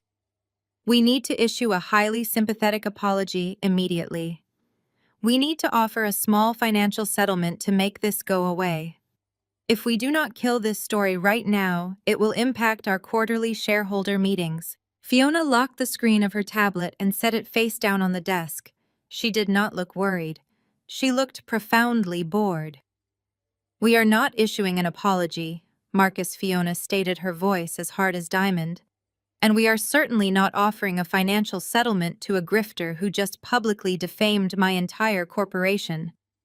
"But the public backlash," Marcus stammered. "The public is reacting to a carefully constructed lie," Fiona interrupted smoothly. "They are operating on a severe deficit of factual information. We are going to correct that deficit immediately. Call the legal department. Tell them to execute Protocol Vanguard." Fiona did not film a crying video in her bedroom. She did not take to social media to argue with teenagers in the comment sections. She utilized the full, terrifying power of a multi-million-dollar corporate legal department. Less than 2 hours after Britney's video peaked in viral popularity, Fiona's firm released a formal public cease and desist order. It was published directly to the company's official website and immediately syndicated to every major news outlet that had covered the initial controversy. The document was a masterclass in absolute legal destruction. The press release did not attack Britney's character. It simply presented a timeline of undeniable clinical receipts. Exhibit A featured redacted but highly legible bank statements, proving that the money Britney claimed was stolen was actually $400,000 of embezzled corporate funds. The statements tracked the stolen money directly from Derek's corporate accounts to Britney's luxury car leases, designer handbag purchases, and five-star hotel reservations. Exhibit B was a heavily vetted, legally verified paternity timeline. It included sworn notarized affidavits from the elite oncology hospital where Derek had been treated at age 14, confirming his absolute irreversible sterility. Exhibit C was the killing blow. It was a series of recovered text messages between Britney and Marcus, the married downtown club promoter. The messages, legally obtained during the initial embezzlement discovery phase, explicitly outlined Britney's plan to trap Derek. The texts featured Britney bragging to the promoter about tricking the wealthy, gullible executive into paying for the promoter's unborn twins. The corporate statement ended with a simple, devastating paragraph. The holding firm would be actively pursuing criminal fraud and extortion charges against Britney for her role in the embezzlement scheme and her subsequent attempts to incite digital harassment against the corporation. The internet, which had been rabidly defending Britney just hours prior, stopped dead in its tracks. The digital mob read the comprehensive legal documents, stared at the brutal receipts, and instantly pivoted. The backlash reversed direction with the speed and violence of a hurricane. The very influencers who had wept for Britney deleted their videos in absolute panic, rapidly posting frantic apologies to Fiona's holding company to avoid being named in the impending defamation lawsuits. The crowdfunding campaign Britney had launched was flagged for extreme fraud, locked by the hosting platform, and all donations were immediately refunded to the original senders. Britney watched her phone screen in sheer, suffocating horror. Her comment sections, previously filled with hearts and prayers, were now an endless scrolling wall of absolute disgust. People were calling her a sociopath, a criminal, and a homewrecker. The same public that had validated her victimhood was now viciously tearing her apart. Her sponsors, a handful of boutique maternity brands and skincare companies, dropped her, instantly issuing public statements condemning her fraudulent actions. Her phone began ringing relentlessly, but it was not her supportive followers. It was local journalists demanding a comment on the embezzlement charges. It was the club promoter threatening to sue her for exposing his affair. It was the local police department calling to ask a few preliminary questions regarding the stolen corporate funds. Brittany threw her phone across the living room, watching it shatter against the drywall. She sank to the floor amidst her half-packed luggage, entirely alone. She had tried to outsmart a brilliant, calculating woman by playing the victim, and in doing so, she had broadcast her own crimes to the entire world. The public humiliation she had so desperately tried to inflict upon Fiona had been magnified 1,000-fold and reflected directly back onto herself. She had absolutely nowhere left to run. The crisp autumn wind howled through the concrete canyons of the financial district, biting viciously through the thin, cheap polyester of Derek's mandatory retail uniform. He stood shivering on the corner of the busy intersection, his hands jammed deep into the pockets of his stained khaki trousers. His feet ached with a dull, throbbing intensity inside his unsupportive off-brand sneakers. A month ago, Derek had commanded a corner office. He wore $4,000 bespoke suits, drove a luxury car, and barked orders at a legion of terrified subordinates. Now he spent 10 grueling hours a day unloading heavy boxes of fertilizer and sweeping the concrete aisles of a massive big-box hardware store. His nights were spent in a squalid, pest-infested motel situated right next to a deafening interstate highway. He lived on instant noodles and tap water, meticulously counting his pennies just to afford the bus fare to work. He was a convicted federal fraudster, working a minimum wage job entirely to pay off a mountain of court-ordered restitution and crushing legal fees. He shifted his weight, his bloodshot eyes locked obsessively on the glass doors of an upscale artisanal coffee roaster across the street. He knew Fiona's schedule. He knew she stopped here every single Tuesday morning before heading up to her corporate headquarters. The heavy glass door swung open. Fiona stepped out onto the bustling pavement. She was a vision of absolute untouchable power. She wore a tailored charcoal wool trench coat over a sharp, immaculate burgundy sheath dress. Her dark hair was styled in a flawless, elegant blowout. She held a steaming cup of coffee in one hand, and her sleek leather briefcase in the other. She radiated a quiet, lethal authority that made the busy pedestrians naturally part to give her space. Derek stepped off the curb and hurried across the damp asphalt, his cheap rubber soles slapping loudly against the street. "Fiona," he called out, his voice cracking with a pathetic, hollow desperation. Fiona stopped. She did not flinch. She did not look surprised or alarmed. She slowly turned her head and assessed the trembling, broken man approaching her. Her eyes were as cold and unreadable as polished obsidian. "Derek," she replied, her tone perfectly flat and devoid of any emotional fluctuation.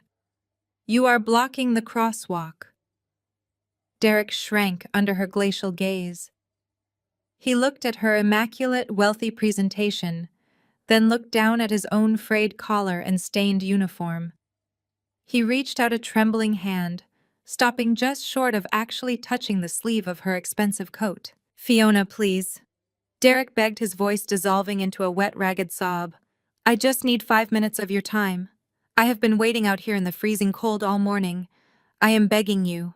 I need to talk to you." "You have exactly 1 minute," Fiona stated, taking a slow, measured sip of her coffee. "Speak." Derek launched into a frantic, weeping monologue. He spilled every pathetic detail of his miserable existence.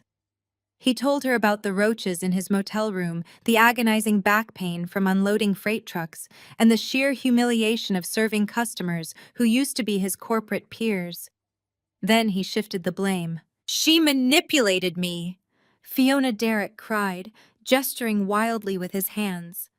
"Brittany is an absolute predator. She is a sociopath. She seduced me and fed on my deepest, darkest insecurities. You know how broken I felt inside?" Derek continued, tears cutting clean tracks through the grime on his face. "You know how much my medical condition destroyed my self-esteem and my sense of manhood. I was weak and terrified. She used that medical weakness to blind me. I never wanted to hurt you, Fiona. I swear to God, I never wanted to ruin our marriage. I just wanted to feel like a real man for once in my life, and she spun a web of lies that I was too stupid to see through. I miss you, Fiona. I miss my real wife." Fiona did not offer a single ounce of pity. She did not raise her voice or show a flicker of anger. She simply dissected him with surgical precision. "You were not blinded by a web of lies," Fiona stated smoothly. "You were blinded by your own colossal, incredibly fragile ego." She stepped one pace closer, forcing Derek to look directly into her unyielding eyes. "Do not stand on this street corner and play the tragic victim of seduction," Fiona commanded. "I spent 11 years of my life fiercely guarding your medical secret. I endured your parents' relentless toxic abuse in absolute silence. I let your father call me barren at family dinners. I let your mother treat me like a defective commodity. I took every single cruel insult on the chin to protect your masculine pride. And how exactly did you handle my 11 years of absolute loyalty?" Fiona asked, her voice dropping into a deadly whisper. "You threw a lavish, deeply public baby shower for a gold-digging mistress. I remember watching you stand in the center of that country club ballroom. You soaked up the applause of our peers. You looked at me across the room with pure, unadulterated contempt.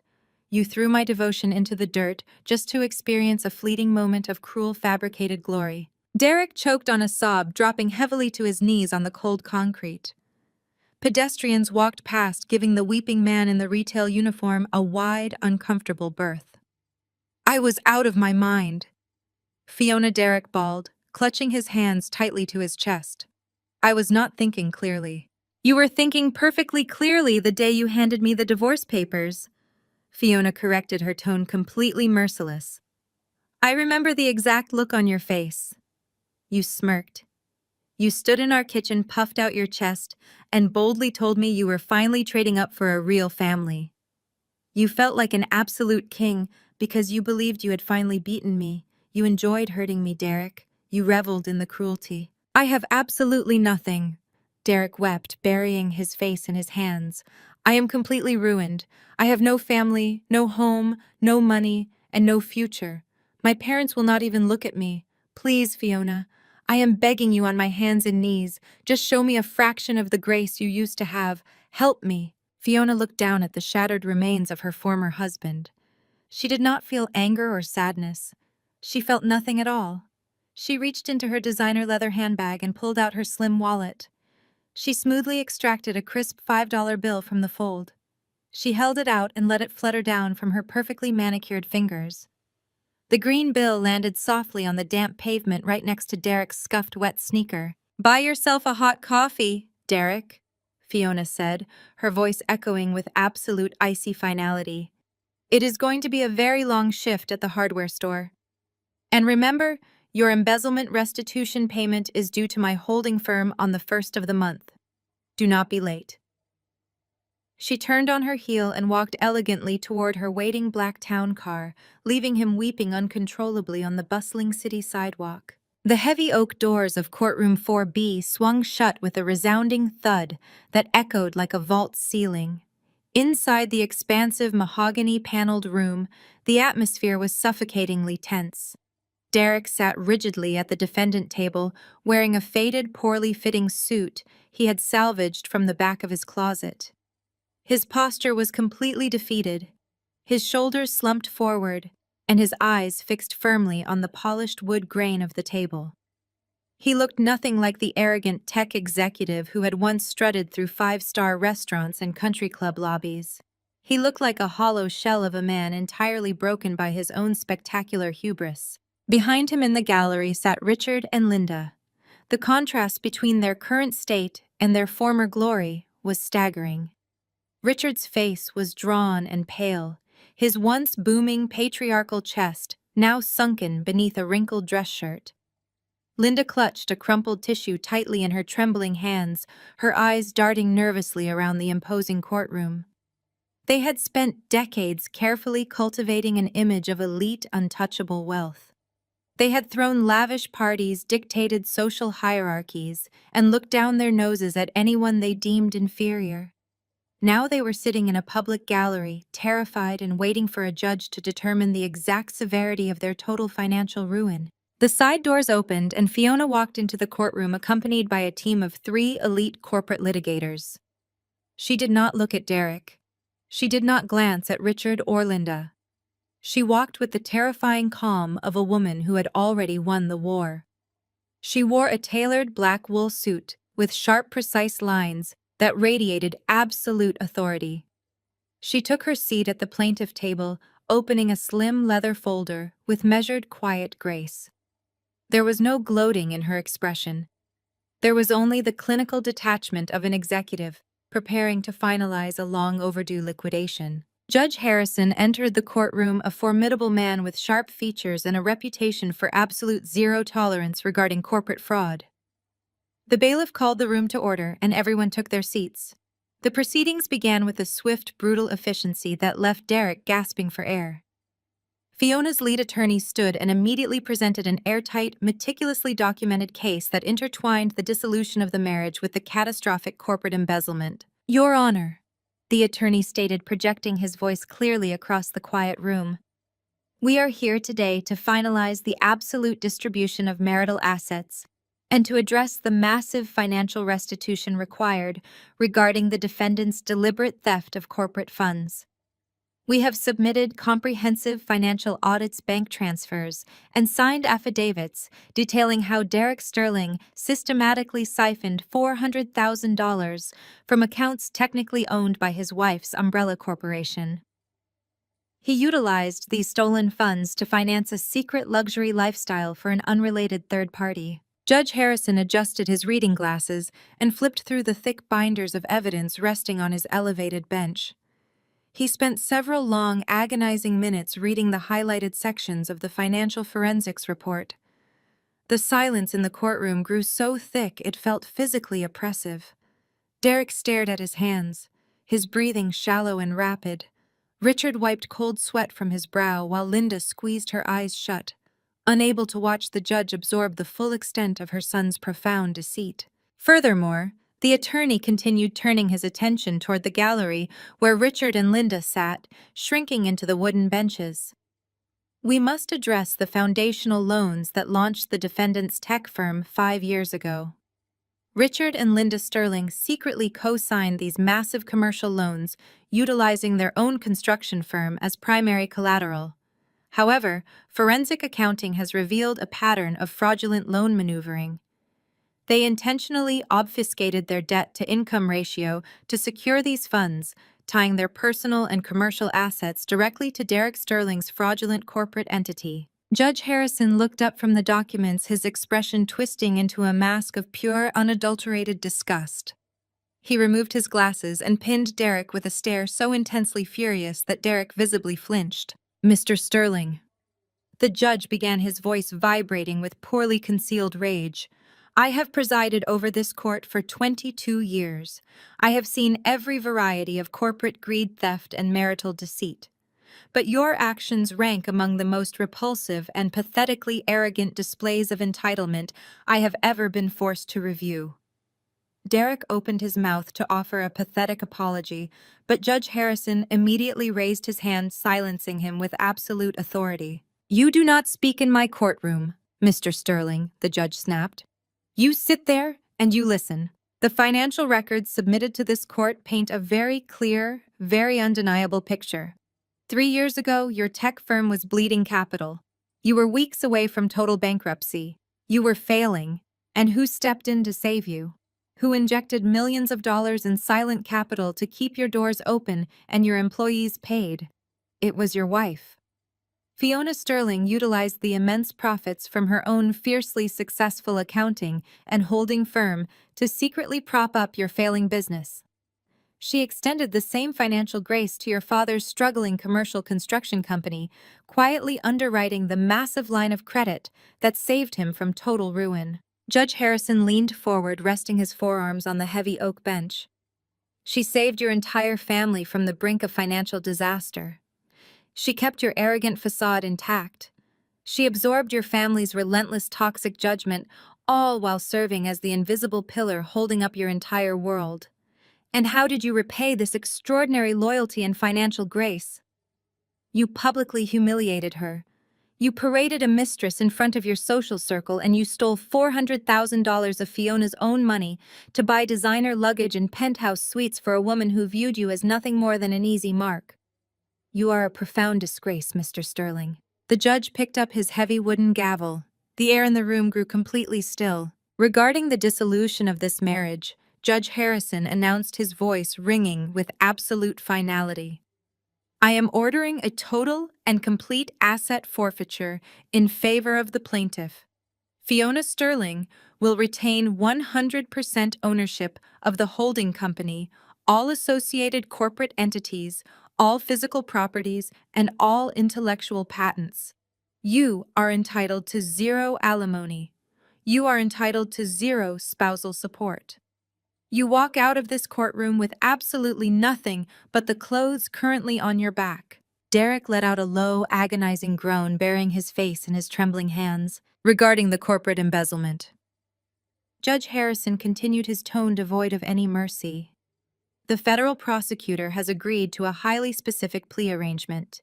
You will avoid serving time in a federal penitentiary today. However, you should not view this as a victory. The court has determined that sitting in a cell, receiving taxpayer-funded meals is entirely too lenient for your specific brand of fraud. Instead, you will spend the rest of your natural life making the plaintiff whole. I am ordering a strict maximum wage garnishment. 65% of your gross income from your current retail employment and any future employment will be automatically seized and transferred to Fiona Sterling's holding company until the $400,000 plus extensive legal fees and punitive damages are paid in full. You will live on pennies for decades. The sharp crack of the gavel hitting the sounding block echoed like a gunshot. Derek collapsed forward onto the table, entirely ruined, doomed to a lifetime of minimum wage servitude. But Judge Harrison was not finished. He turned his piercing gaze toward the gallery, locking eyes directly with Richard and Linda. The older couple froze, their breath catching in their throats as the full weight of the judicial system fell upon them. Mr. and Mrs. Sterling, the judge stated coldly, you knowingly co-signed foundational loans for a fraudster. You utilized your commercial construction business as collateral, and you engaged in highly questionable financial maneuvering to secure that initial capital. Because your son has defaulted and embezzled corporate assets, the collateral clause on your massive debt has been legally and permanently triggered. Linda let out a high-pitched, terrified gasp, clutching her husband's arm. Richard stared at the judge, his face completely devoid of color. Your commercial construction firm has already been seized and liquidated, Judge Harrison declared, delivering the absolute final blow. However, that liquidation did not cover the massive deficit you accumulated. Therefore, to satisfy the remaining balance owed to Fiona Sterling's holding company, the court hereby orders the immediate forced sale of your primary residence. You have exactly 30 days to vacate the premises before the property is seized and sold at public auction. The ultimate symbol of their elite social status, their sprawling, immaculately decorated mansion, was completely gone. Richard and Linda were left sitting in the quiet courtroom, stripped of their wealth, their business, their home, and their dignity, forced to realize that their golden child had cost them absolutely everything. The 30-day eviction grace period granted by Judge Harrison evaporated with terrifying speed. Now the sprawling, manicured lawn of the Sterling estate served as the brightly lit stage for their absolute public humiliation. Richard stood at the rear bumper of a rented economy moving van, struggling to lift a taped cardboard box filled with old tax documents. His hands shook violently and his breath came in ragged, shallow gasps. The long paved driveway was littered with black plastic trash bags and haphazardly packed plastic storage bins. The bank liquidators had already swept through the property days prior, stripping the interior of anything remotely valuable. The imported Persian rugs, the crystal chandeliers, the antique mahogany furniture, and the expansive curated art collection had all been seized and catalogued to satisfy the massive commercial deficit. Richard and Linda were legally permitted to take only their personal clothing and worthless sentimental items. Linda emerged from the grand front doors carrying an armful of tangled wire hangers draped with winter coats. Her face was gaunt, hollow, and completely drained of its former arrogant vitality. She kept darting panicked, mortified glances toward the property line. The Sterling mansion sat in the center of an exclusive gated community where wealth was usually quiet, but judgment was currently deafening. Today the neighbors were not quiet. Across the perfectly paved street, a cluster of women in pristine white tennis skirts stood openly pointing and whispering behind their hands. A man Richard had played golf with every Sunday for 2 decades slowly drove past in a silver sports car, not even bothering to offer a polite wave. They were absolute social pariahs. Their spectacular financial ruin and their son's federal embezzlement conviction had been the premier gossip at the country club for a month, and watching the former king and queen of the neighborhood load their pathetic remaining possessions into a budget truck was the grand finale. A gleaming black luxury SUV turned sharply onto the long circular driveway, its heavy tires crunching aggressively over the crushed gravel. The vehicle pulled to a smooth, calculated stop directly behind the rented moving van, effectively blocking it in.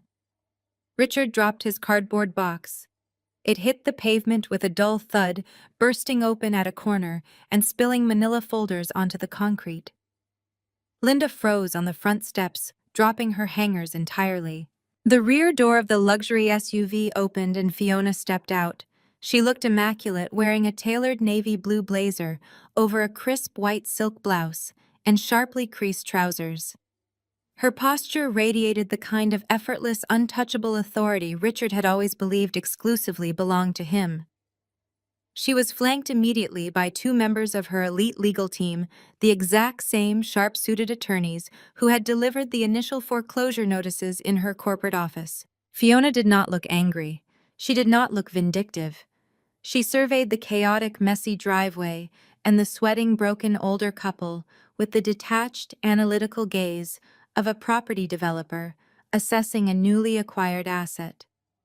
She adjusted her designer sunglasses against the harsh afternoon glare and walked slowly toward the front entrance, stopping a few feet away from where Richard stood, trembling by the moving van. Richard felt his face flush with a toxic, burning mixture of deep shame and resurrected patriarchal rage.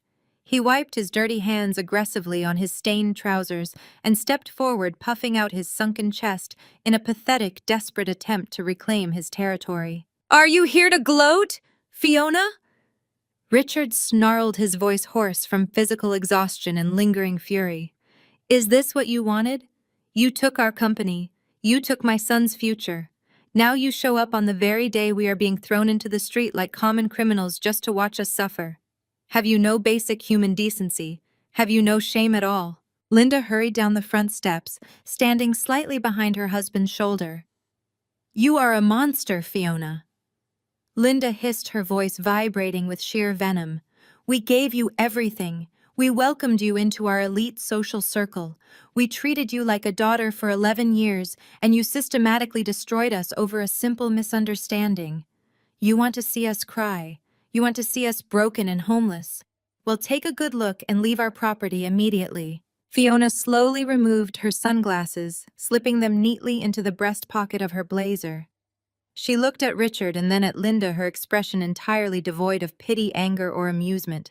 "I am not here to gloat, Richard," Fiona stated, her voice carrying clearly and sharply across the quiet suburban lawn. "I have absolutely no interest in watching you pack your garbage bags into a rental van.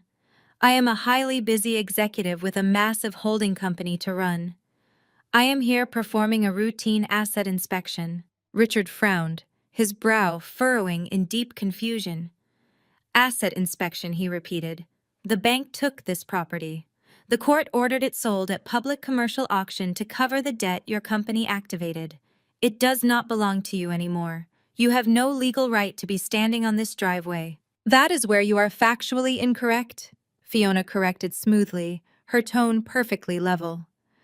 "The property was indeed listed at public commercial auction last Tuesday to satisfy the outstanding corporate lien you generated by co-signing for a fraudster. And my holding firm placed the winning bid.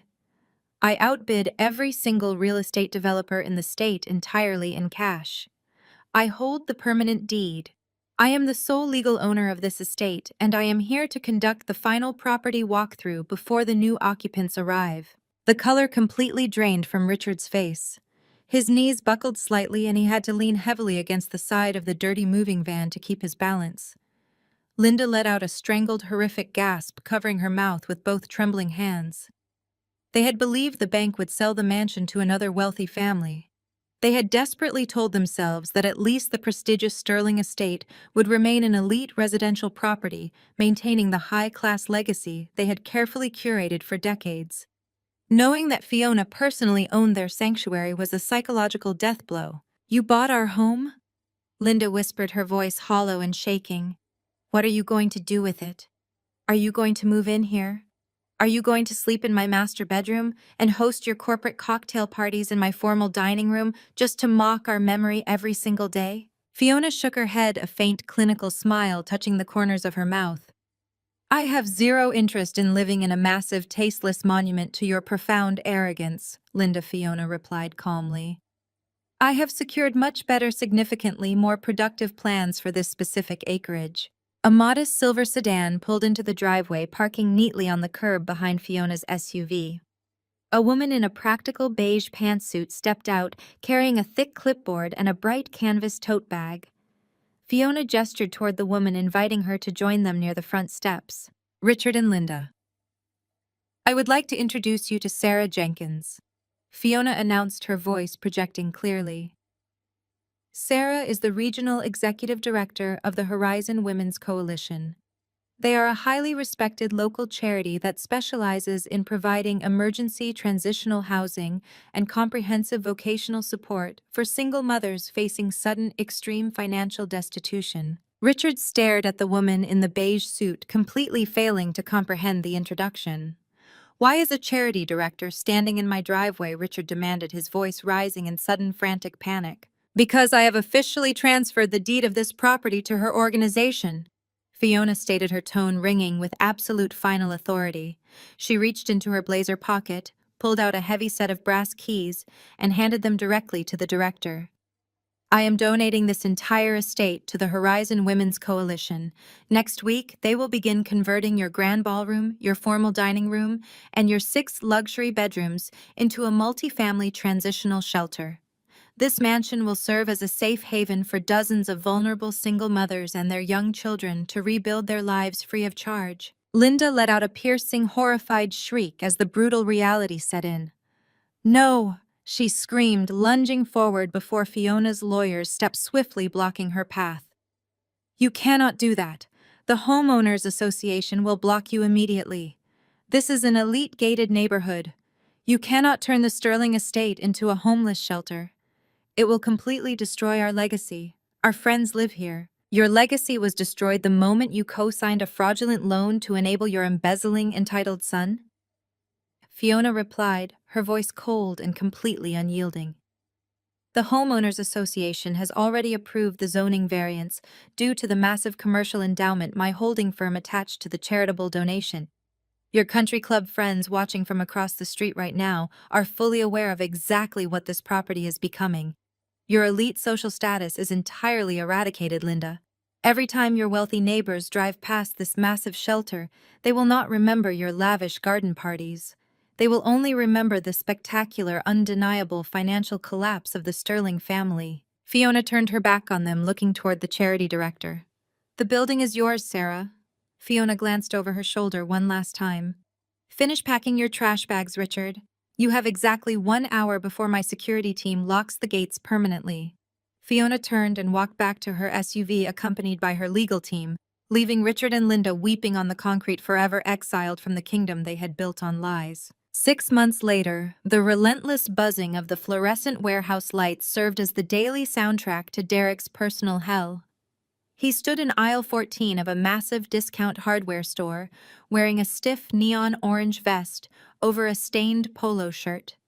His hands, once soft and manicured from years of typing on executive keyboards, were now rough, blistered, and covered in thick calluses.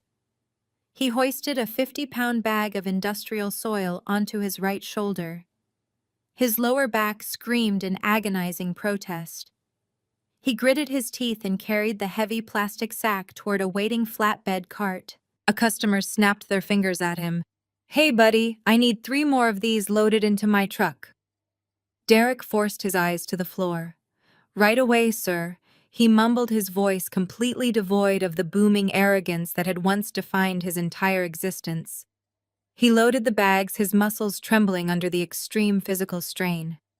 This was his reality for 12 grueling hours every single day. When his shift finally ended, Derek trudged into the dreary employee break room to collect his bi-weekly pay stub. He tore open the thin paper envelope with stiff fingers. He stared at the printed numbers, and a hollow, suffocating despair washed over him. His gross pay was meager, but his net pay was practically non-existent. The federal court order was absolute and completely merciless. 65% of his wages were automatically seized and transferred directly to Fiona's holding company to satisfy the massive embezzlement restitution. Derek folded the pathetic check and shoved it into his pocket. He walked out into the freezing rain, shivering violently in his cheap windbreaker. He faced a 2-mile walk to the squalid, pest-infested motel where he now lived. He had no car, no savings, and no friends. The elite social circle he had once dominated had completely erased him from their collective memory. He spent his nights staring at a stained ceiling, listening to the roar of the interstate highway, completely isolated and entirely broken. He was paying for his betrayal penny by agonizing penny. Across the city, a distinctly different kind of nightmare held Brittany captive.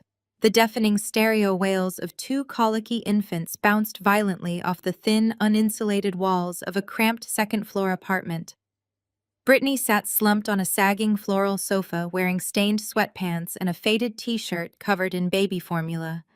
Her hair was matted into a messy knot at the base of her neck. She looked completely exhausted, entirely drained of the manufactured glamorous glow she had once projected to the world. She had been forced to move back in with her own parents. The small apartment smelled strongly of stale cooking oil and sour milk. In the narrow galley kitchen, her mother and father were currently engaged in a vicious screaming match over a stack of past-due utility bills. They had entirely drained their own meager retirement savings, trying to sustain Brittany's lavish lifestyle before the absolute truth of her fraud was exposed. Now they were all drowning in a sea of insurmountable debt. "You were supposed to secure a millionaire," her mother shrieked, slamming a fist down on the cheap laminate countertop. "You promised us a mansion, Brittany. You promised us early retirement. Instead, you brought a massive federal scandal to our doorstep and 2 screaming babies we cannot even afford to feed." Brittany squeezed her eyes shut, pressing her hands hard over her ears to block out the noise. She reached for her cracked smartphone resting on the coffee table. She opened a generic social media application using an anonymous burner account. She typed her own name into the search bar, hoping the digital mob had finally moved on. They had not moved on. The top search results were endless compilations of her spectacular downfall. Former fans had created highly detailed video essays breaking down her extortion attempts, her fake pregnancy timeline, and the brutal legal receipts Fiona had released. The internet remembered everything. She was permanently branded as a toxic, manipulative grifter. The club promoter who fathered the twins had completely vanished, changing his number and moving out of state to avoid any financial responsibility. Derek was a bankrupt retail worker. Brittany was permanently trapped in this claustrophobic squalor, surrounded by screaming children and bitter, resentful parents. Her golden ticket had turned into a life sentence of absolute chaos. High above the grime and noise of the city streets, the atmosphere was crisp, clean, and perfectly serene. Fiona stood on the expansive wraparound glass terrace of her newly purchased luxury penthouse. The city skyline sparkled beneath her feet like a vast carpet of crushed diamonds stretching out toward the dark horizon. The night air was cool, but she felt entirely warm, protected by the undeniable fortress of success she had built with her own 2 hands. She wore a stunning, tailored emerald green silk evening gown that draped flawlessly over her frame. Her dark hair was pinned back in a loose, elegant style. She looked radiant, rested, and completely unburdened by the heavy, toxic weight she had carried for 11 years. The stress and anxiety that had once defined her marriage were entirely gone, replaced by a profound, unshakable peace. Inside the massive penthouse, the atmosphere was vibrant and alive. The open concept living space featured soaring 20-foot ceilings, rich mahogany floors, and a striking modern chandelier that cast a warm golden glow over a long formal dining table. A private chef moved quietly in the background, putting the final exquisite touches on a five-course gourmet meal in the pristine marble kitchen. Fiona turned away from the breathtaking skyline and slid the heavy glass terrace door shut, stepping back into the warmth of her home. The dining table was not filled with sycophants, corporate climbers, or toxic enablers. It was not filled with people who judged her worth by her ability to produce children or conform to archaic patriarchal standards. The table was filled entirely with her chosen family. At the direct center of the table sat Sylvia Derek's mother. Sylvia wore a beautiful tailored silver blouse, her posture relaxed and her eyes bright with genuine joy. When the absolute undeniable truth of Derek's abhorrent behavior and Richard's fraudulent business maneuvering had been exposed, Sylvia had made a monumental choice. She had refused to participate in the delusional, toxic enabling that defined her husband and son. She had completely severed ties with her own blood, recognizing that integrity and basic human decency mattered more than blind familial loyalty. Sylvia had stood firmly by Fiona's side, providing crucial emotional support while Fiona dismantled the empire of lies Derek had built. Now Sylvia was a permanent, honored fixture in Fiona's new life. Seated next to Sylvia was Marcus, Fiona's brilliant public relations director. He was currently leaning back in his velvet dining chair, laughing loudly at a sharp, witty remark made by Sarah, the lead corporate attorney who had successfully executed the absolute destruction of the Sterling family assets. They were the brilliant architects of Fiona's legal and public victory. They had fought tirelessly to ensure her holding company remained entirely untouched by the scandal. Surrounding them were a tight-knit circle of fiercely loyal friends, colleagues, and allies who had proven their worth through absolute unwavering support. Fiona walked gracefully toward the head of the table. As she took her seat, the lively conversation naturally softened, settling into a comfortable, warm silence. She looked around the table, making deliberate eye contact with every single person seated before her. She did not have to shrink herself to make a fragile, insecure man feel powerful. She did not have to hide her immense wealth, her sharp intelligence, or her commanding authority. She was the undisputed master of her own reality. She reached out and picked up a tall crystal flute filled with vintage sparkling champagne. The elegant glass caught the light, throwing tiny prismatic reflections across the dark mahogany table. Fiona looked at Sylvia, who offered a soft, encouraging nod. There was absolutely no need for a dramatic, sweeping speech. The days of defending herself against cruel, petty accusations were permanently over. The cold, calculating anger that had fueled her surgical revenge had entirely evaporated. It had served its precise purpose and was no longer required. What remained was a clean, bright, empty canvas. "To clean breaks," Fiona said softly, her voice carrying a quiet, absolute strength that resonated throughout the beautiful dining room. "And to building our empires entirely on our own terms." The table erupted into a chorus of warm agreement. Glasses clinked musically against one another. Sylvia raised her glass high, a bright, genuine smile illuminating her face. Marcus and Sarah echoed the toast, their expressions filled with deep professional and personal respect. Fiona took a slow, deliberate sip of the crisp, chilled champagne. She felt the cool liquid slide down her throat, perfectly mirroring the crisp clarity of her new existence. She set the glass down and let a genuine, unbothered smile spread across her face. She had successfully orchestrated the total annihilation of the people who had tried to destroy her, and she had executed that destruction without compromising a single ounce of her dignity. Down below, hidden in the dark, miserable shadows of the sprawling city, Derek was sweeping concrete floors for minimum wage. Brittany was drowning in the chaotic consequences of her own desperate greed.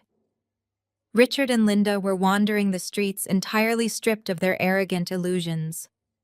The toxic elements of Fiona's past were currently burning to ash in the very fires they had recklessly lit themselves. Up here in the radiant golden light of the penthouse, Fiona was completely untouchable. She was wealthy, she was surrounded by genuine love, and she was finally blissfully free.